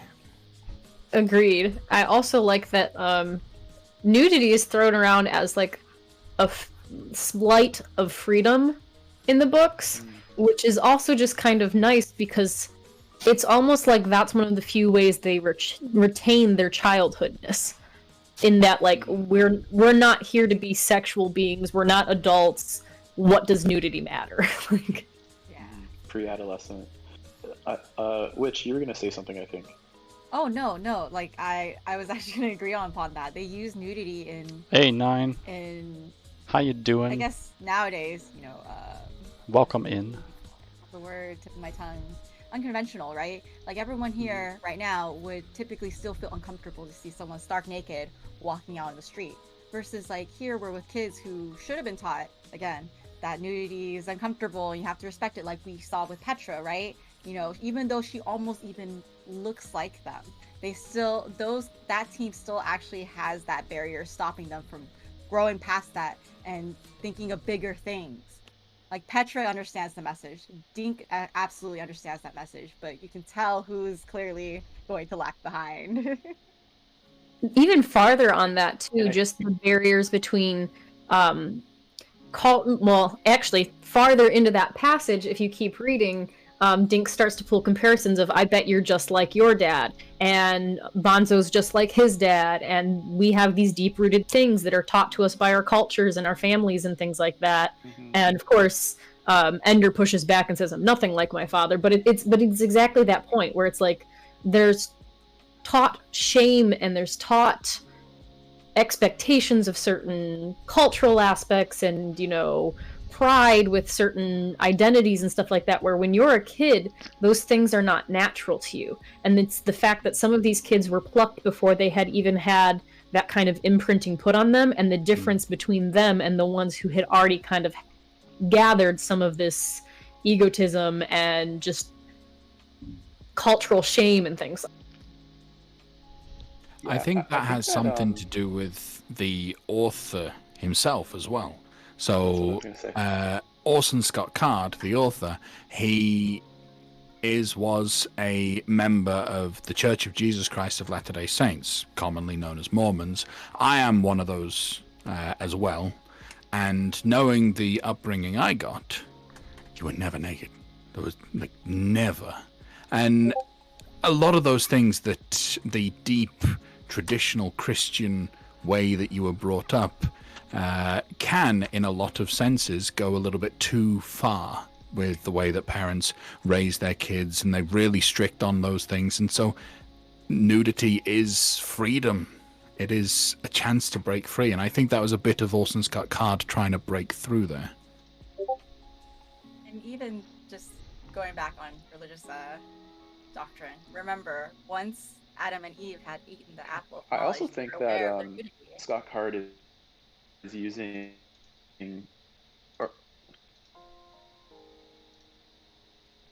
Sorry, he's a bit delayed behind you, which That's I think... exactly what I was going to... Yeah. Sorry. We're talking about it as a metaphor for freedom, but I think Scott Card, like, using the biblical imagery, is talking about, or is using metaphor often as imagery for innocence, right? Like, they haven't awakened to the knowledge of their shame. This is something that feels safe, and it, in a lot of ways, is reflective of their pre-adolescent state. It's a reminder of their youthfulness. Jeffrey's web, who's talking right now, is joining from his phone, so he is a little bit delayed compared to the rest of us. Just in case anyone's curious. This is real. He's been, like, he hasn't had knowledge of the wrongs that he's committed. And so, yeah, it's interesting the way that plays as a biblical imagery as well. All right, shall we move on to the next one? Who's doing our next section? I think it'll be me, because mine is the chapter right after. Okay. Okay. Alright. So this is just when, Valentine is talking to Peter on a more, like, in-depth conversation. Val, Peter said, I know what you think of me. I'm not a nice person, you think. Valentine threw a pine needle at him. An arrow through your heart. I've been planning to come talk to you for a long time, but I kept being afraid. She put a pine needle in her mouth and blew it at him. It dropped almost straight down. Another failed launch. Why was he pretending to be weak? Val, I was afraid you wouldn't believe me. That you wouldn't believe I could do it. Peter, I believe you could do anything and probably will. But I was even more afraid that you'd believe me and try to stop me. Come on, threaten to kill me again, Peter. Did he actually believe she could be fooled by his nice and humble kid act? So I've got a sixth sense of humor. I'm sorry. You know I was teasing. I need your help. You're just what the world needs. A 12-year-old to solve all our problems. It's not my fault that I'm 12 right now. And it's not my fault that right now is when the opportunity is open. Right now is the time when I can shape events. The world is always a democracy in times of flux, and the man with the best voice will win. Everybody thinks Hitler got to power because of his armies, because they were willing to kill. And that's partly true, because in the real world, power is always built on the threat of death and dishonor. But mostly, he got to power on words, on the right words, at the right time. I was just thinking of comparing you to him. I don't hate Jews, Val. I don't want to destroy anybody. And I don't want war either. I want the world to hold together. Is that so bad? I don't want us to go back to the old way. Have you read about the world wars? Yes? We can go back to that again. Or worse, we could find ourselves locked into the Warsaw Pact. Now, that's a cheerful thought. Peter, we're children. Don't you understand that? We're going to school, we're growing up. But even as she resisted, she wanted him to persuade her. She wanted him to persuade her from the beginning. But Peter didn't know that he had already won. If I believe that, if I accept that I've got to sit back and watch while all the opportunities vanish, and then when I'm old enough, it's too late. Val, listen to me. I know how you feel about me. You always have. I was a vicious, nasty brother. I was cruel to you and crueler to Ender before they took him. But I didn't hate you. I loved you both. I just had to have control. Do you understand that? It's the most important thing to me. It's my greatest gift. I can see where the weak points are. I can see how to get in, use them. I just see those things without even trying. I could become a businessman and run some big corporation. I'd scramble and maneuver until I was at the top of everything. And what would I have? Nothing. I'm going to rule, Val. I'm going to have control of something. But I want it to be something worth ruling. I want to accomplish something worthwhile. A Pax Americana through the whole world. So that when somebody else comes, after we beat the buggers, when somebody else comes here to defeat us, they'll find we've already spread over 1,000 worlds. We're at peace with ourselves and impossible to destroy. Do you understand? I want to save mankind from self-destruction. Now, I honestly really love, like, we get this huge insight about Peter. Like, Peter, yes, we can see the cruelty, but in a way, I have this kind of understanding with science that when I explain it to people who don't quite understand it, they find science to be equally as cruel, cold, calculating. But here we have like that kind of true heart from Peter to tell him that there's a reason why I definitely think like this and why I feel is correct. It's not just like mindless cruelty that people assume of him, where we keep reading the interaction with Ender and Valentine, how he is cruel to them.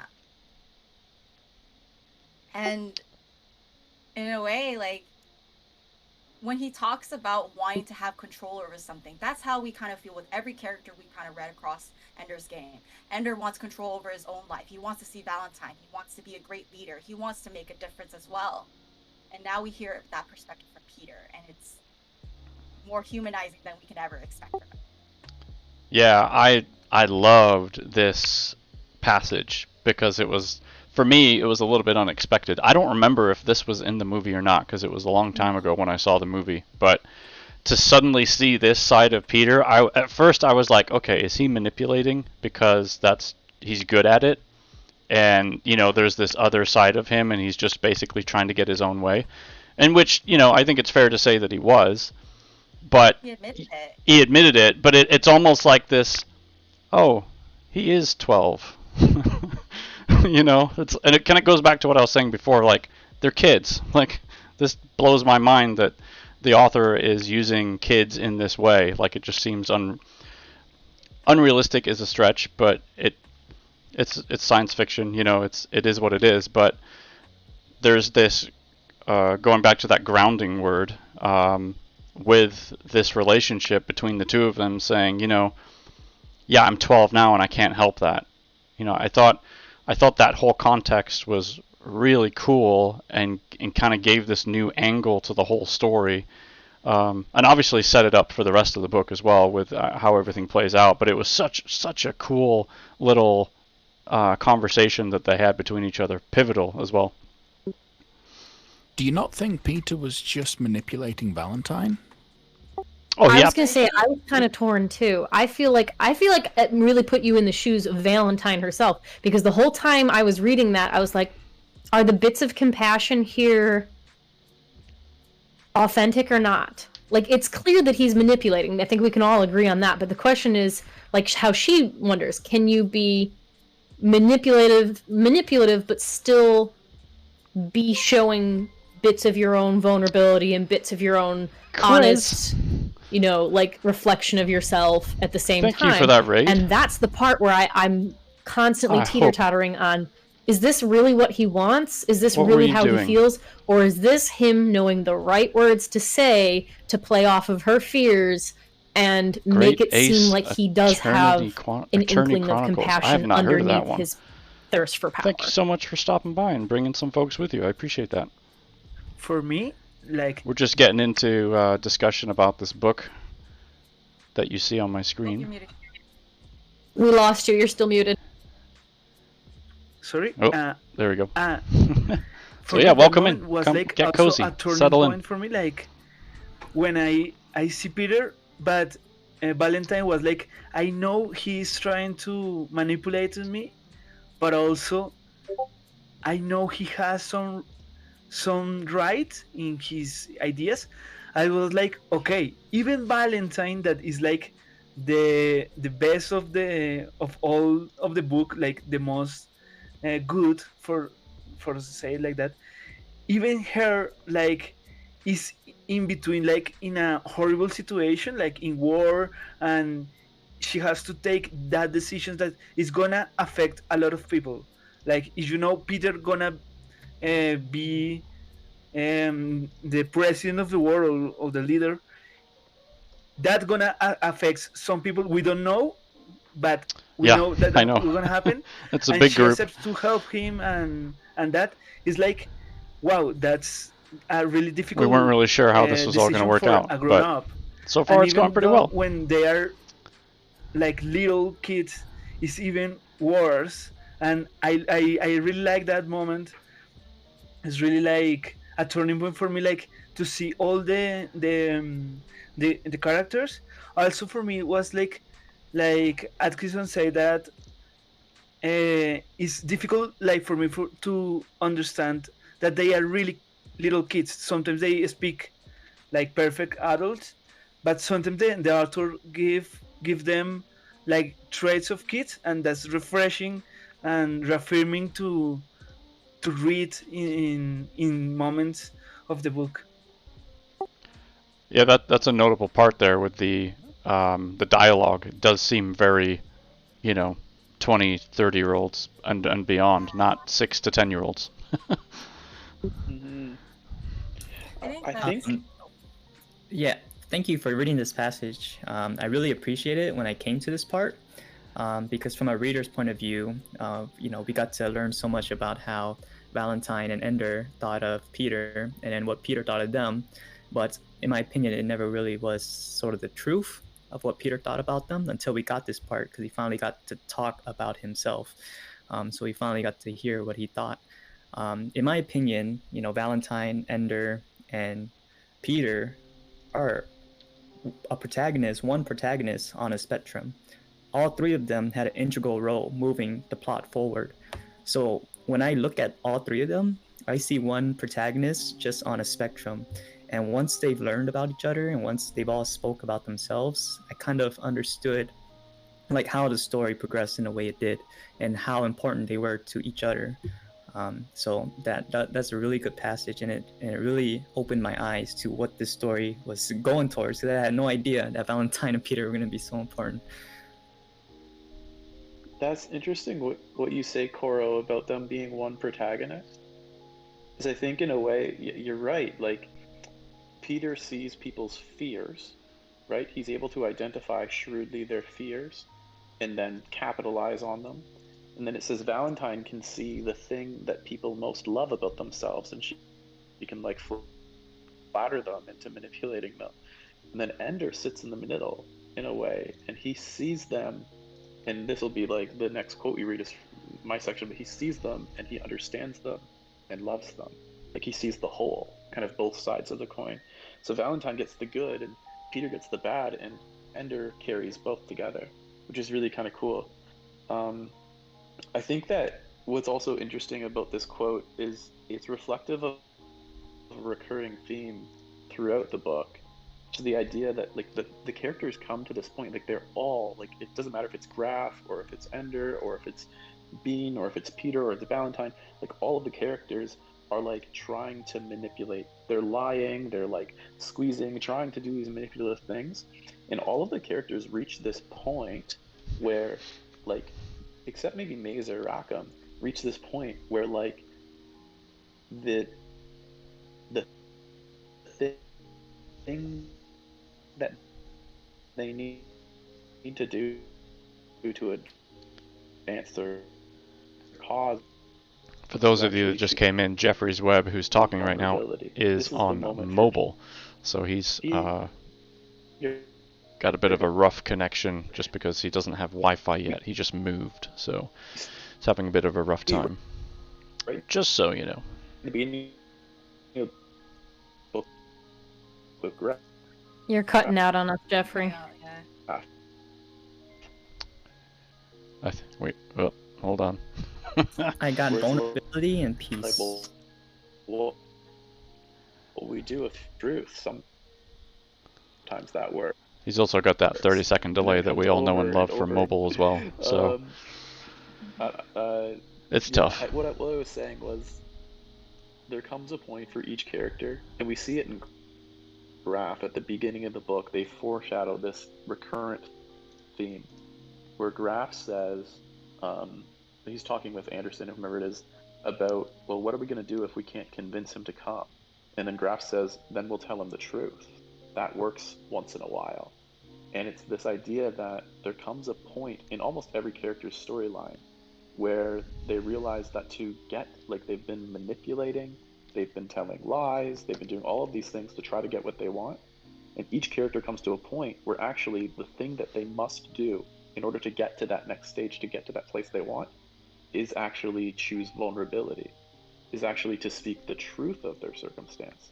And that's what happens to Peter in this moment, is he comes to a point where, like, well, the only way that Valentine will actually get on my side is if she actually gets to see what it is that I really want, what it is that I actually need in order to survive. And she's right, he's manipulating her, but he's doing it by, like, being vulnerable. And that's where she, like, chooses to accept it. So it's this really interesting thing, and it happens with almost every character throughout the book. So it's kind of cool as this recurrent theme. Well, since it leads into your passage, do you want to jump off and go with yours then? Hopefully you'll be solid enough with the internet there. Try to hold my phone in just the right spot so that it gets enough bars. Like, wave at me or something. I guess I won't see you. Yell at me if I'm falling off the tracks. This is between the time that Ender has been in battle school and before he goes to command school, and he's just kind of given up. And he has this wonderful self-reflective moment again with Valentine, who seems to draw these things out in people. So he says all the scenes are from the second invasion. He's talking about studying the footage of the buggers. All the scenes are from the second invasion, when our soldiers are in the IF uniforms. In those scenes, the buggers are always already dead, lying there, slumped over their controls, not a sign of struggle or anything. In Mazer Rackham's battle, they never show us any footage from that battle. Maybe it's a secret weapon. No, I don't care how we killed them. It's the buggers themselves. I don't know anything about them. And yet, someday, I'm supposed to fight them. I've been through a lot of fights in my life. Sometimes games, sometimes not games. And every time I've won, I could tell what they thought to the You're cutting up again. Maybe if you try just turning off your video. How they wanted the battle to take. Or you could turn off the whole thing, but that would no. I think he just lost connection. But Okay. Lost a lot of people here. Oh nope, he's back. Okay. Jeffrey, can you hear us? But I can hear you. Yeah. Okay, good. I All just right. turned off my video in the hopes that it would maybe help a little bit. That's what I was suggesting, yeah. Yeah, that's what I heard. Yeah, I'm gonna keep trying, and if it doesn't, if it cuts out again, then just talk over me, and we'll move on. Someone else can read the passage. The curse of the Wigan children, she joked, but it frightened her. That Ender might understand her as completely as he did his enemies. Peter always understood her, or at least he thought he did. But he was such a moral sinkhole that she never had to feel embarrassed when he guessed even her worst thoughts. But Ender, she did not want him to understand her. It would make her naked before him. She would be ashamed. You don't think you can beat the buggers unless you know them. It goes deeper than that. being here alone with nothing to do, I've been thinking about myself too, trying to understand why I hate myself so badly. No, Ender. Don't tell me no, Ender. It took me a long time to realize that I did, but believe me, I did. Do. And it came down to this. In the moment I understand him well enough to defeat him, then in that very moment I also love him. I think it's impossible to really understand someone, what they want, what they believe, and not love them the way that they love themselves. And then, in that very moment, when I love them, you beat them. For a moment, she was not afraid of his understanding. No, you don't understand. I destroy them. I make it impossible for them to ever hurt me again. I grind them and grind them until they don't exist. So, I picked this passage. There's a lot of things happening here, which I think are really interesting, really quite fascinating. But this central idea, I guess I'm gonna highlight two things for you guys. So one, this idea that if you truly see someone, if we see someone's whole self, if we see people with understanding, that we cannot help but look upon them with love, I think is actually a deep spiritual truth. That like when we come to understand all of the things, the bits and pieces that put someone together in the way that they were, in the circumstance that they were, we can even look upon their brokenness and call them beloved. I think that's such a deep spiritual truth, and I think it's really really cool how that comes out in Ender's Game. But the second is that in the very sentence that Ender is describing that, or in the very phrase where he's talking about how when he really understands someone, he loves them, he leads into that by saying he hates himself. And so it's this really interesting contrast, and it kind of gives us a look into the idea that perhaps of the identity struggle of Ender himself, that he doesn't see himself in such a way that he can love himself, that he can have compassion for himself. He only, for some reason, has that ability outwards. And he needs other people like Valentine to be a mirror for him so that he can somehow see that in himself. So those are my two big thoughts for it. I would love to hear what you guys think. Yeah, thanks for listening to my choppy connection here. So one of the things that I thought of when I read and heard that little segment is back to the parallel between him and his brother and sister. Peter can identify your weaknesses and manipulate you so that he gets what he wants. Valentine can find out what you want and use that to convince you what you want is actually what she wants, which are bad things, but not that bad. You survive most of them. But then Ender in the middle, he understands both. He understands everything, and as a result, it is way more dangerous. It's just extremely destructive, as he says. There's a lot of self-awareness going on here between all these children, which is why it's really intense for us to acknowledge they're children. I honestly, when I heard that passage, when I read that passage, it totally reminded me of this TED Talk by Irene Brown, which is about vulnerability and shame. And there's a thing about all of these characters is that they kind of hone in on other people's vulnerabilities in order to connect with them, because realistically, that is almost the humane way to understand another human being, is through their struggles and through that perspective and their growth through that. And so that conflict of being aware and then being ashamed of even going through those struggles is kind of what I feel with Ender. Like he has that awareness, and he kind of doesn't really know what to really do with the choices that are in front of him. He knows he has this choice, but he hates that there are all these consequences that he can also see, just like Peter, and he doesn't want to do any of it. And yeah, we have the conflict of he has his family and all his peers that he has to reflect off of. Valentine is very, again, he hones in on what people want, whereas Peter knows their weaknesses, and we can see him. He definitely acts in the best interest or the best possible outcome, and ultimately he keeps saying, You know, why won't they just leave me alone? Why won't they leave me alone? He really wants to take, you know, more power of himself. All these choices, all of everything, he can be happy with the choices that he makes. And that it's just the struggle of just like everyone's telling him what to really do. That's a fairly common experience that we all go through. Mhm. Oh, that hurts my heart. Hurts my heart. If I can build on the idea too of the varying traits distributed between the siblings, I would almost say that it breaks down more into desire for power, violence, and compassion. Peter has the power, hungriness, and the violence. Valentine has the compassion and the thirst for power, which is why she sees parallels between herself and Peter, but she can't bring herself to hurt somebody whenever it needs to be. She will always avoid the violent path.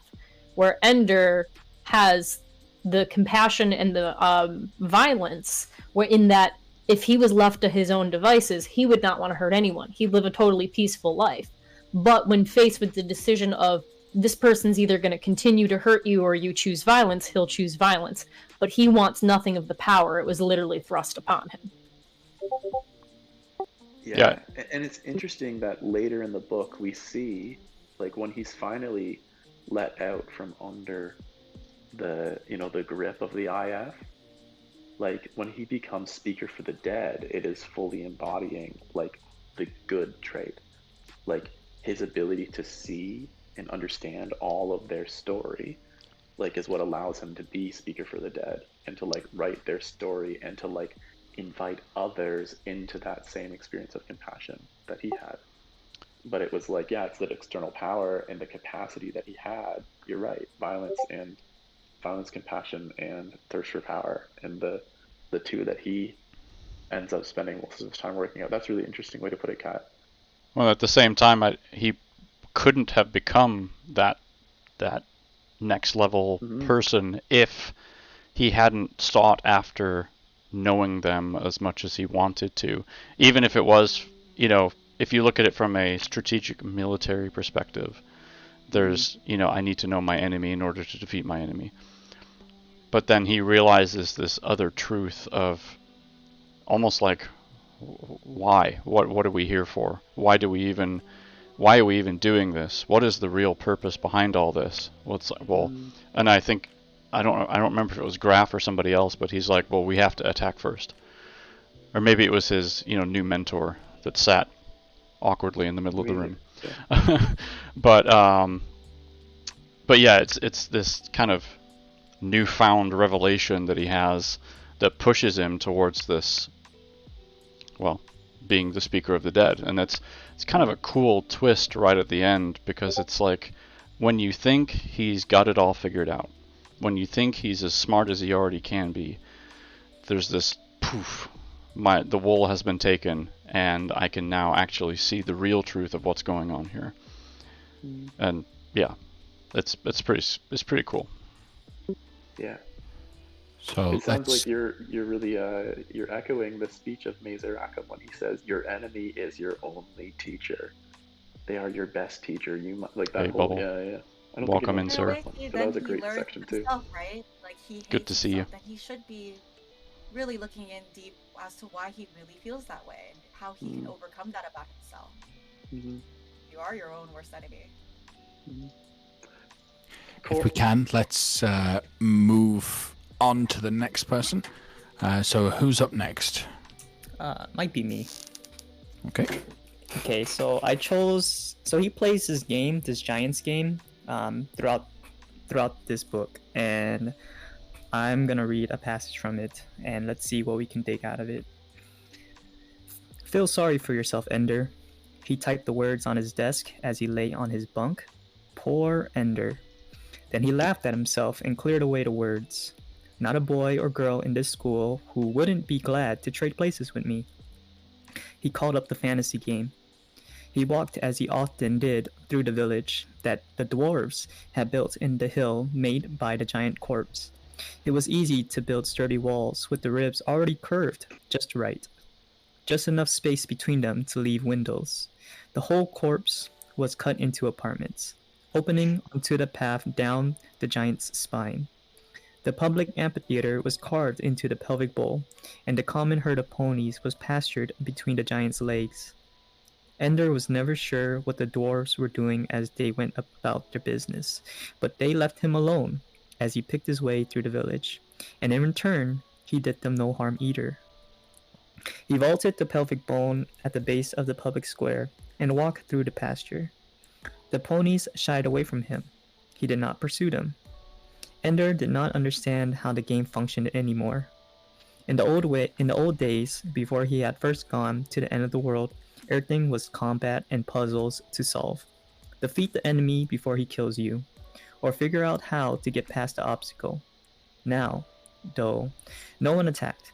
There was no war, and wherever he went, there was no obstacle at all. Except, of course, in the room in the castle at the end of the world. It was the one dangerous place left. And Ender, however, often he vowed that he would not. Always went back there. Always killed the snake. Always looked his brother in the face. And always, no matter what he did next, died. It was no different this time. He tried to use the knife on the table to pry through the mortar and pull out a stone from the wall. As though he breached the seal of the mortar, water began to gush in through the crack, and Ender watched his desk as his figure, now out of his control, struggled madly to stay alive, to keep from drowning. The windows of his room were gone, and water rose, and his figure drowned. All the while, the face of Peter Wiggin in the mirror stayed and looked at him. I'm trapped here, Ender thought, trapped at the end of the world, with no way out. And he knew, at the last sour taste that had come to him, despite all his successes in battle school, it was despair. So, I chose this passage out of all the passages where he plays the Giants game because I think the Giants game is pretty much a reflection of the reality and his thoughts about that certain reality.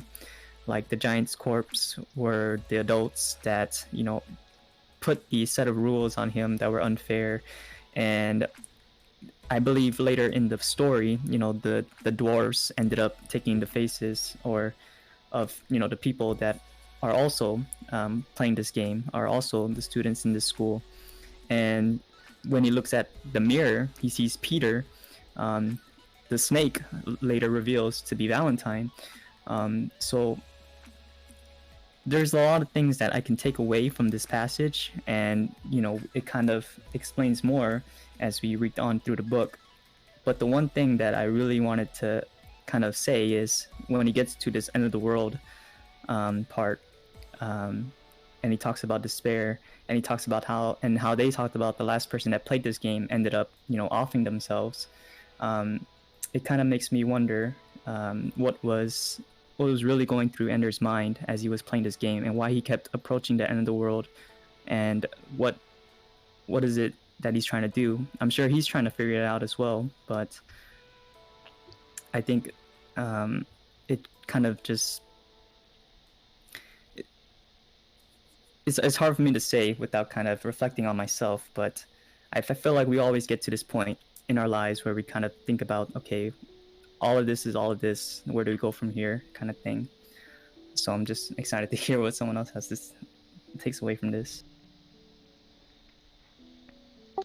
I think he kept going back because two things. One, it's kind of that reflection of the game, like he has to see how it ends, and there has to be an end. There can't just be what he keeps repeating over and over. But at the other part of it, it's almost like, kind of going back to my comment earlier of this revelation of the wool being pulled from his eyes. Once he does finally see it later on, for real, because they built it, it's almost like this, we can't let you get beyond this point because you have to come and see it for yourself. It's like, even though the game wasn't designed to be that way, it's almost like that's what it became because it's a reflection of Ender himself, if that makes sense.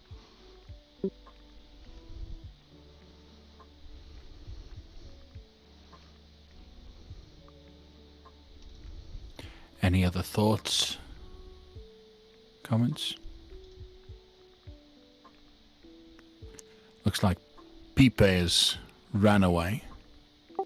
Pipe So, went to PP. Seems like he's been like karaokeing the whole time. I don't swear he's been talking up a storm with his Oh, chat. yeah, I well, wonder if he's doing some translating. that's likely. I Could think be. that's what it is. Because most of his streams are Spanish Yeah. speakers. All right. Gotcha. Well, I will jump in and read mine unless there's something else that someone wants to mention. Yeah. Well, I was gonna just one point on it. Like, I really appreciate what you're taking out of that passage, Koro, because I was never entirely sure what to make of the Giant's passage and those scenes, except for the idea that, to me, I saw Ender's incessant need to win and to overcome, and everything they put in his path. It's like the impossible thing. There's no way around it, and then he creatively finds a new way. And I'm just putting it together now because of Kat's comment about compassion and violence. That to beat the giant, which was one of the, the real sticking points for him, he needed to choose violence. But then in this final stage, in the tower, where he gets to just such a stage of despair because everything he has tried before doesn't work, the final solution is to choose his compassion, his other gift, which is really interesting how that contrasts. But yeah, those moments of like you're hitting your head against the, and like this is where, my own story, like you get to that point where you're just hitting your head against the wall over and over again, that despair of like this will never be different, where like your pain actually becomes your friend because like there's no it's familiar, and you just keep going back to it and tormenting yourself, because this is what I know. But it's just a pit of despair. But there seems to be no way out, and it's Ender was just so worn out, right? He just had nothing left. And I think Scott Card really paints a picture of that. Actually, in the introduction, a military guy wrote to him and said, "You write about this experience as someone who has actually experienced it himself," and I think he does. Yeah. And so those moments of Ender's despair spoke to me as well. I think maybe in a similar way to how they've spoken to you, which is kind of cool. Yeah, honestly, it's hard for me to kind of talk about this because it talks about a lot, like how the giant is kind of like you have to break the rules to beat the game, and then once you get past this game, now the game's kind of being created by Ender. If you don't want them to mess with you, you don't mess with them, and you got to confront your reflection of yourself eventually. And sometimes the things you see are not what you like, but eventually he comes to learn about it and accept it, and actually makes him stronger mentally. And as the story goes on, he comes back to the game, and when he comes back, the giant's corpse kind of changes and kind of builds, a terrain, builds an environment. So like as time goes on, the thing starts getting clearer as to what it really is, and I just kind of related with it when I read it. Like it really took me for a spin. I like to imagine that, as you say, from the point after the game, everything else was what the game made from Ender's mind. And I like to imagine that, okay, the violence is done. Now let's make something out of the corpse. Let's do something productive from all of that violence. And that's what Ender wants. That's what Ender needed, almost. Yeah, that visual was great.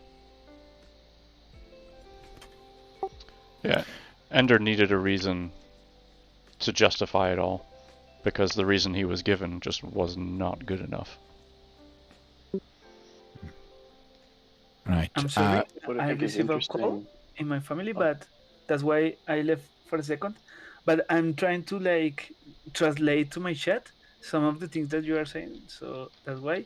But please don't mind me. Sorry. That's okay. Pipe, we were just wondering if you had a section you wanted to read and something you wanted to bring up. Well, I don't have one specific, like I don't prepare it, but I have one right now, like for the last part. If you want me to read, sorry, my English again. That's okay. Go ahead. Okay.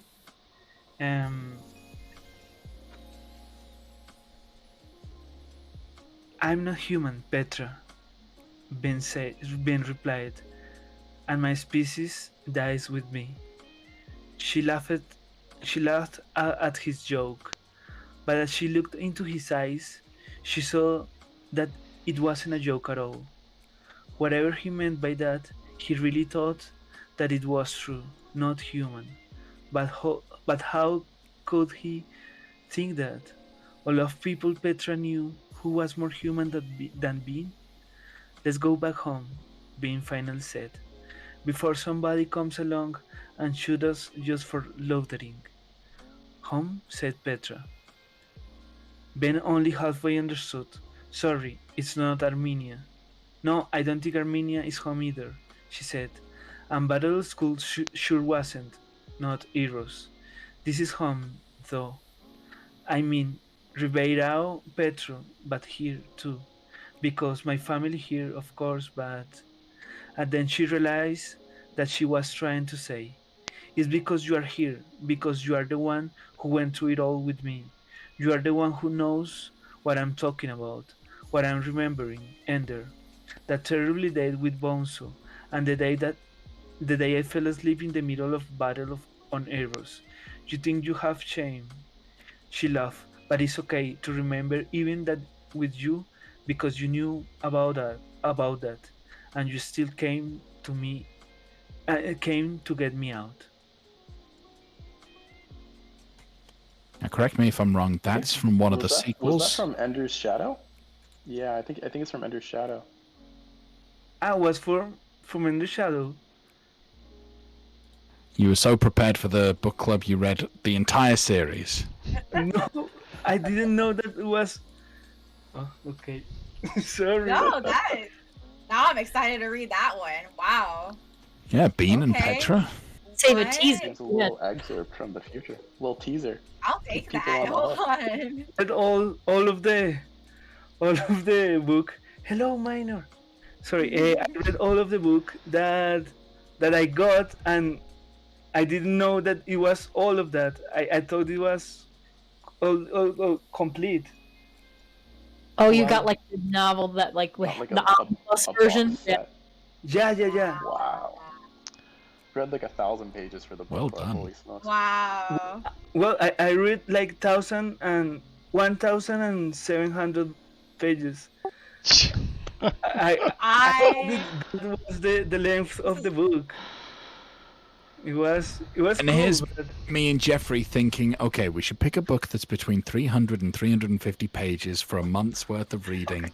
okay. Well done, well done. Wow. This Now I book understand. is I- 446 Like, words That per are pages. really fast because the last part I was like trying and again to catch up.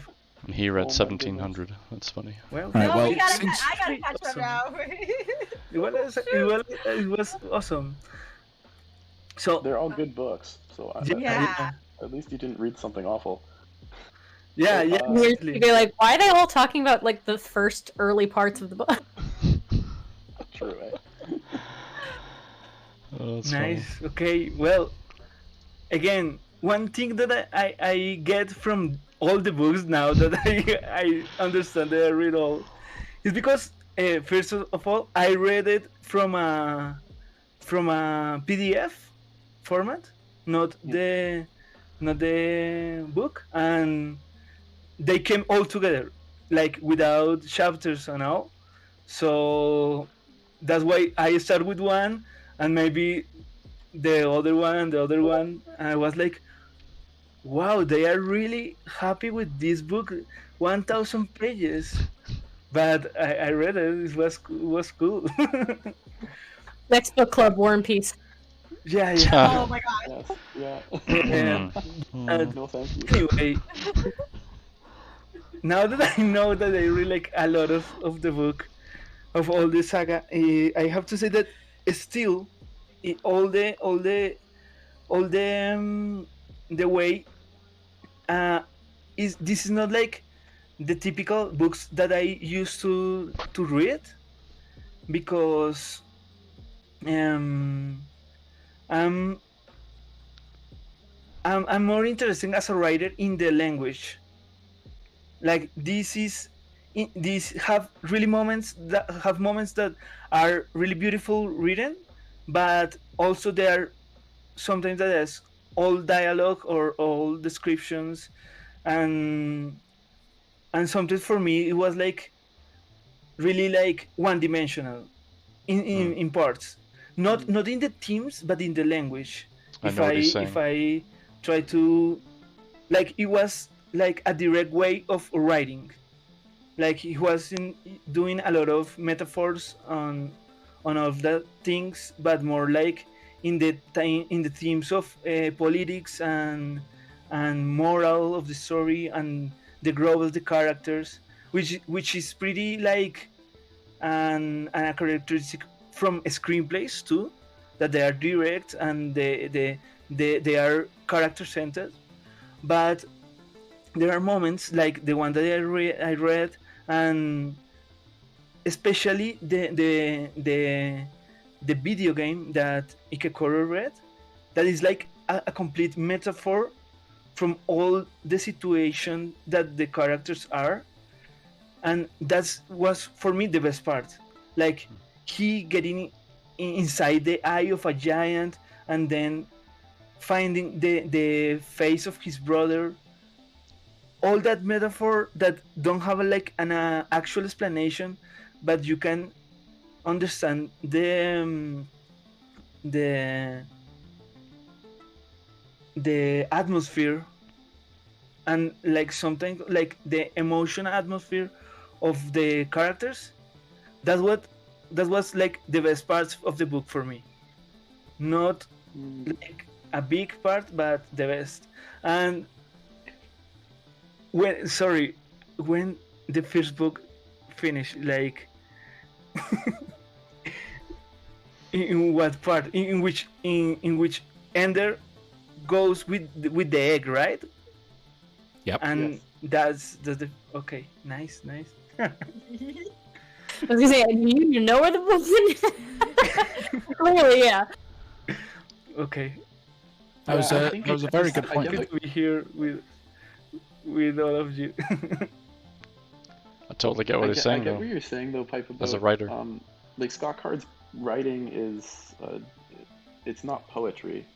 You know, there are moments of that, but it is very much narrative. I think for me, that's something I really appreciated about the book. Like I read a fair amount of nonfiction, and like it's kind of nice to read something that reads easily but also has depth at the same time. I thought it worked that balance well, but I can understand, especially coming from the perspective of someone who's like writing screenplays, like having the desire for, like for beauty in the like linguistically, in addition to like not in addition to the metaphors and those sort of things that are found in the book. Right, and as a writer myself, depending on what type of message you're attempting to get across, you may not want to have this optional, channel of thought going off. Well, I wonder if he really meant this. But then there are specific times when you're like, no, I need you to understand that they are struggling with something, and it's up to you to try and, it's your take on what that might be. But that's sometimes, depending on the kind of book that you're trying to get across, especially if it's science fiction, can be really difficult to do. And I think using this video game as an escape was a brilliant way of allowing that opportunity, so that you can see inside the minds of Ender specifically. And you see it in other ways with, Valentine and Peter, but yeah, it's definitely something that when you're writing, you have to think about where do I intentionally want to throw that stuff in, and is it going to change the flow and the impact of the story? Yeah. I agree. The directness of the writing almost kind of seems necessary when telling a story of so much rawness and brutality. Indeed. All right. That was a very good point there, Pipe. Thank you very much. Okay, I will jump into my my little section. So I picked towards the end of the book, the end of book 1, Pipe, just before he goes into the final. Okay. Just before he goes into the final battle, or rather as he's going into the final battle, and Ender's perspective. So Ender's been through all of this, and now he's at the final test, or from what his perspective is a test.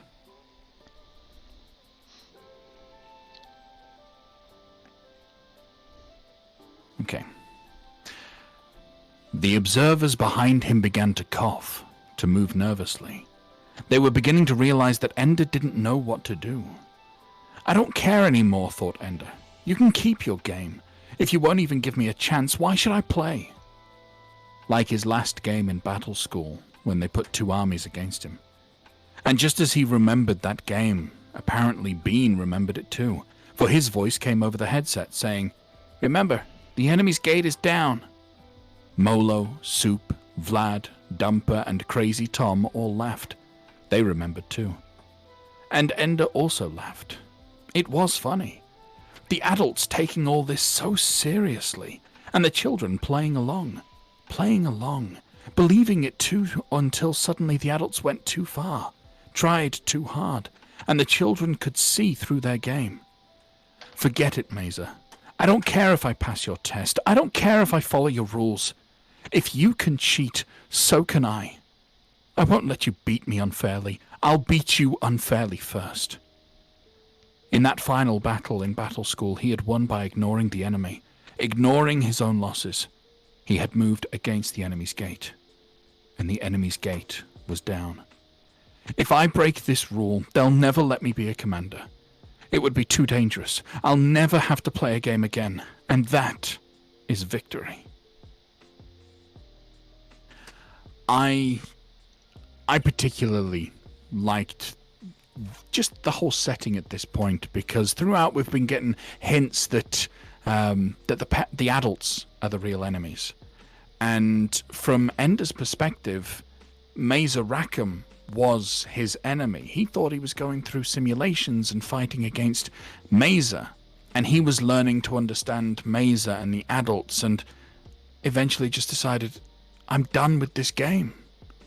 I'm done. I can't keep doing it anymore. He had no idea it was real. I mean, the passage where he mentions that the adults are taking this so seriously, but it's just a game. I saw a little glimpse of a child come out one last time before he changed forever. I was going to bring this up earlier, but this seems almost a more ideal situation to do it. When we were talking about kind of freedom and innocence being parallels in this story, also the lack of fear of failure, the willing to try things that are unconventional, is a very childlike quality that is kind of normally kind of like put on a pedestal, but then utilized and weaponized here in this story. And this is like the perfect example of that.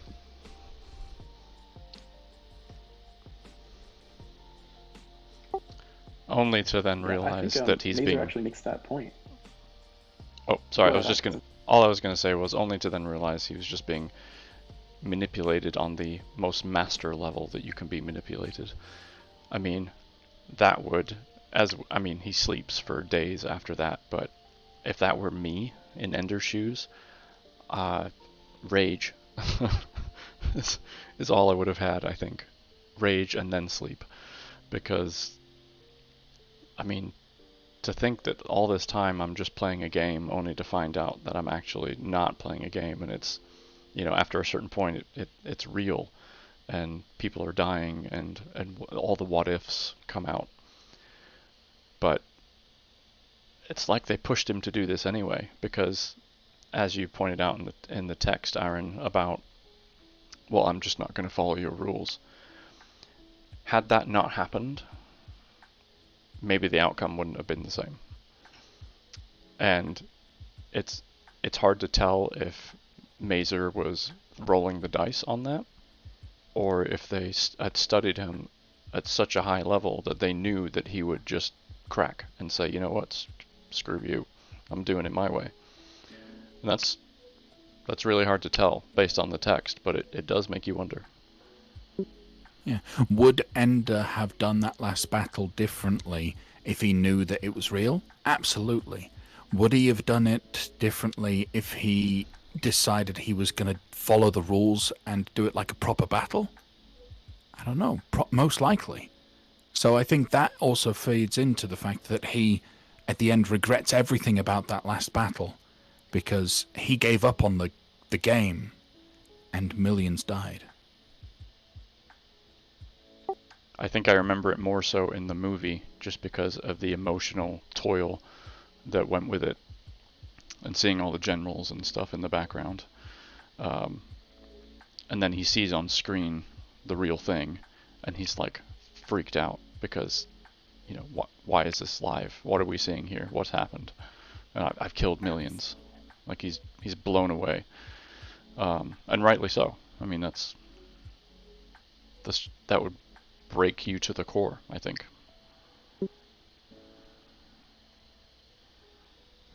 The theme of manipulation and influence is also like a really big reoccurring thing throughout the story. And if you guys allow me, there's like another short quote that I feel like really plays into this. From immediately after that, sorry, I let off the button for God knows why. And it's from Graf. It says, of course we tricked you into it. That's the whole point, said Graf. It had to be a trick or you couldn't have done it. It's the bind we're in.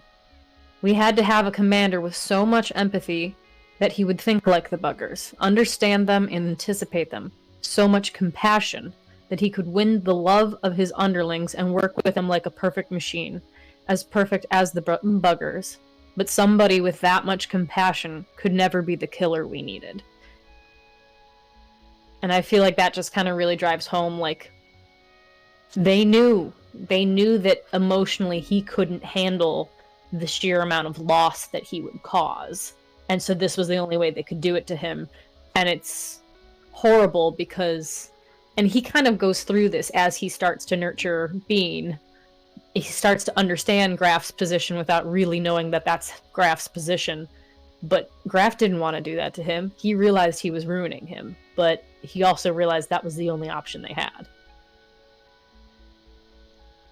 They said a few times in the moments that is adult-to-adult conversation that we just hope there will be something left over at the end of this in Ender, because it'll destroy him. They said it a few times, I think.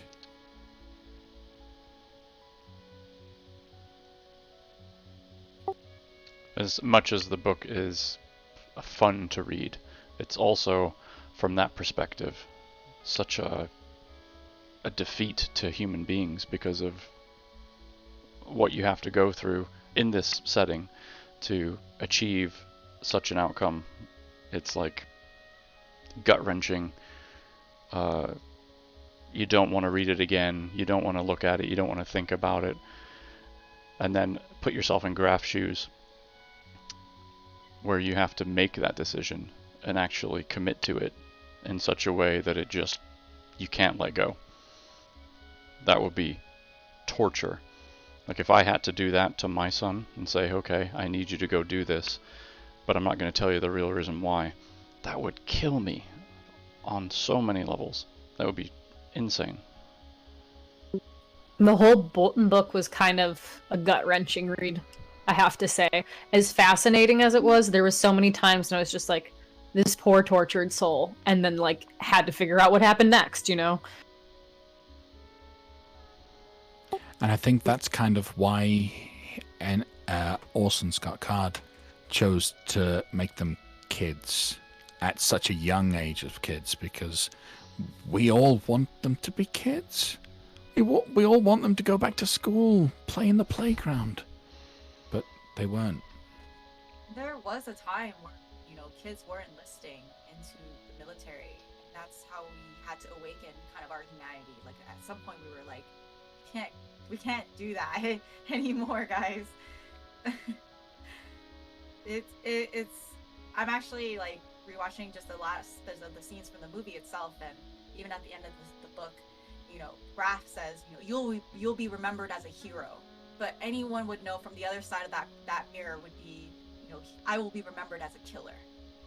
It doesn't matter, like if it was for a heroic reason, I killed someone, and to act as if that action itself, to destroy something, like the way Peter has no remorse for it, like to have no remorse over it is something that we identify as inhumane.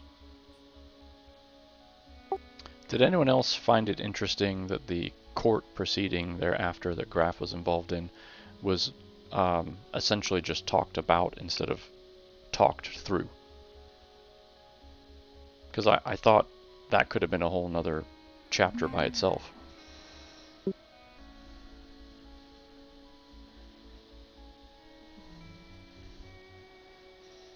Yeah, agreed.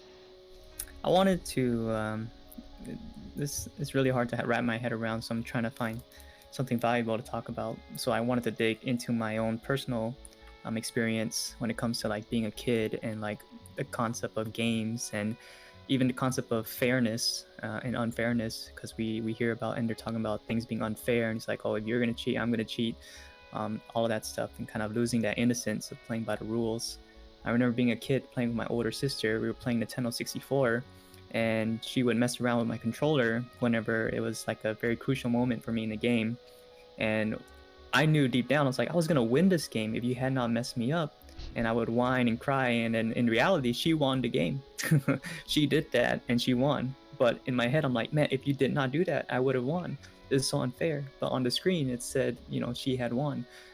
So it kind of made me learn to grow up. And it's like, there's going to be unfairness, and what really matters in the end, no one really knows. For her perspective, she won the game.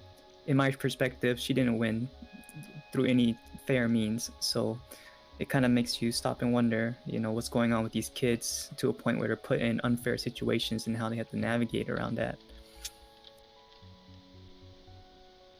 Well, and even like Graf and Struggling again, Jeffrey. Yeah, might be losing you there, bud.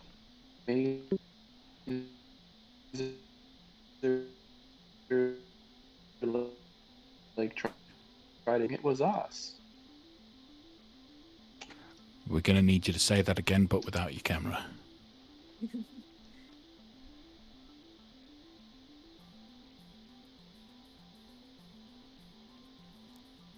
Hopefully. They watched. Waited. That's alright. Oh, there we go. Try again. Did we lose him Step completely? out of the call. Yep. Stepped out. All right. Well, it is getting on towards the end of the night now. We've gone a little over the hour and a half we had originally thought, just a little. So I want to wrap this up with just two questions. So firstly, would you guys recommend this book to others? Yes. Absolutely. Yep. Yes. Yeah. Okay. And having read the second, I guess Pipe doesn't need to answer this one. Having read the first book, would you read the rest of the story? Yes. Wait, how many books are there again? There's 3, right? 4. I'm I definitely think interested there are in like Speaker 6. of the Dead. I'm Yeah. definitely interested in Speaker of the Dead and Ender's Shadow. I think Speaker of the Dead and Ender Shadow, though, are just the overarching names, but not the actual names of the book. Like, Oh, like the series name? Yeah, because there's Ender is the series name for Ender's Game. Ender in Exile, Speaker for the Dead, Zonicide, Children of the Mind. Ender's Shadow has Ender's Shadow, Shadow of Hegemon, Shadow Puppet, Shadow of the Giant, Shadow in Flight. So there's a lot of books. So knowing that, I don't know if I have the agility and stamina to go all the way. I don't know. I don't know if I could read all of them again, just because it's such an expansive amount of work. But I am at least curious to read the next book, because this first book, as I said, it was emotionally heavy. There was a lot of just sadness and torment in it, which I was also just going to throw in as we were talking about, you know, the emotional toll and what's left of Ender at the end of it all. I also feel like this story speaks deeply of, like, no matter what country you're in, the toll that being a soldier takes on people, and why we need to be more compassionate to people with PTSD, because maybe not, it doesn't look like this exactly, but the manipulation and dealing with that inner battle of right and wrong and having to be responsible for loss is a very powerful message. That being said, it was tiring and draining emotionally, and I couldn't read it in large sittings because of that. So I'm actually more interested in the next book, because this is a situation where he is kind of taking on his crusade. Again, yes, he's influenced. Of course, the Queen Pupa is the one who said, will you find us a new home? But this is something he's choosing to take on himself and not being misguided or having things hid from him along the way. So I'm actually more interested in this next book. But how far I will continue after that, question mark. When I also had to read it in small chunks. I was diagnosed with PTSD for a lot of different reasons, and the emotional toll of thinking about a young kid. Like, even when I've been reading When Shadows Fade, which is not military at all, like, it's such a difficult process to go through when you're reliving different things over and over and over and over. Yeah, that's part of the reason why I don't have the stamina to go through a series that's as long as this one, as good as it probably is. I think I might appreciate the one and say thanks, and move on to, you know, what might be next. So, for everyone's information, for those that are watching, the first novel, being Ender's Game, concerned itself with armies and space warfare. Then Speaker for the Dead, Xenocide, and Children of the Mind are more philosophical in nature, dealing with the difficult relationship between the humans and the piggies, or pequeñinos, and Andrew's, or Ender's, attempts to stop another Xenocide from happening. So, And I love it. Pipe recommends it. Not one resounding. Like it really better the final parts. That for me was the final part, but I imagine that are the other books, because I was talking with someone in my chat that have read all the saga entirely, and he told me that the best part that he likes was the final books, because I was like complaining that sometimes the author like tells that they are genius, they are little kids genius, and that's why they can do like almost everything. And I was like, okay, but I need something, I need more explanation that how or why, but because they are just genius is like a little difficult to believe. But in the other parts, you can see how not even that become like a liability for them. And to finish, I wanna recommend to everyone in my chat. This book reminds me a lot of Bubble, you're too late. another books that are that I haven't read it. Give yourself But the points they back. are I saw the manga the anime version. This is a version of anime that's called The Legend of the Galactic Heroes. Is from the 80s too, and they are based in a novels, but in a sci-fi novels that are really political. But I really love it. The anime version is from anime from the 80s. Yeah, sorry, it's quite buddy. like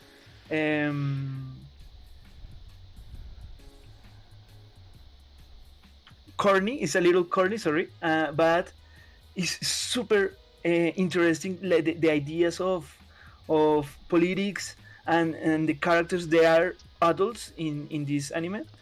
But I really recommend it. Is quite similar, but have like different takes.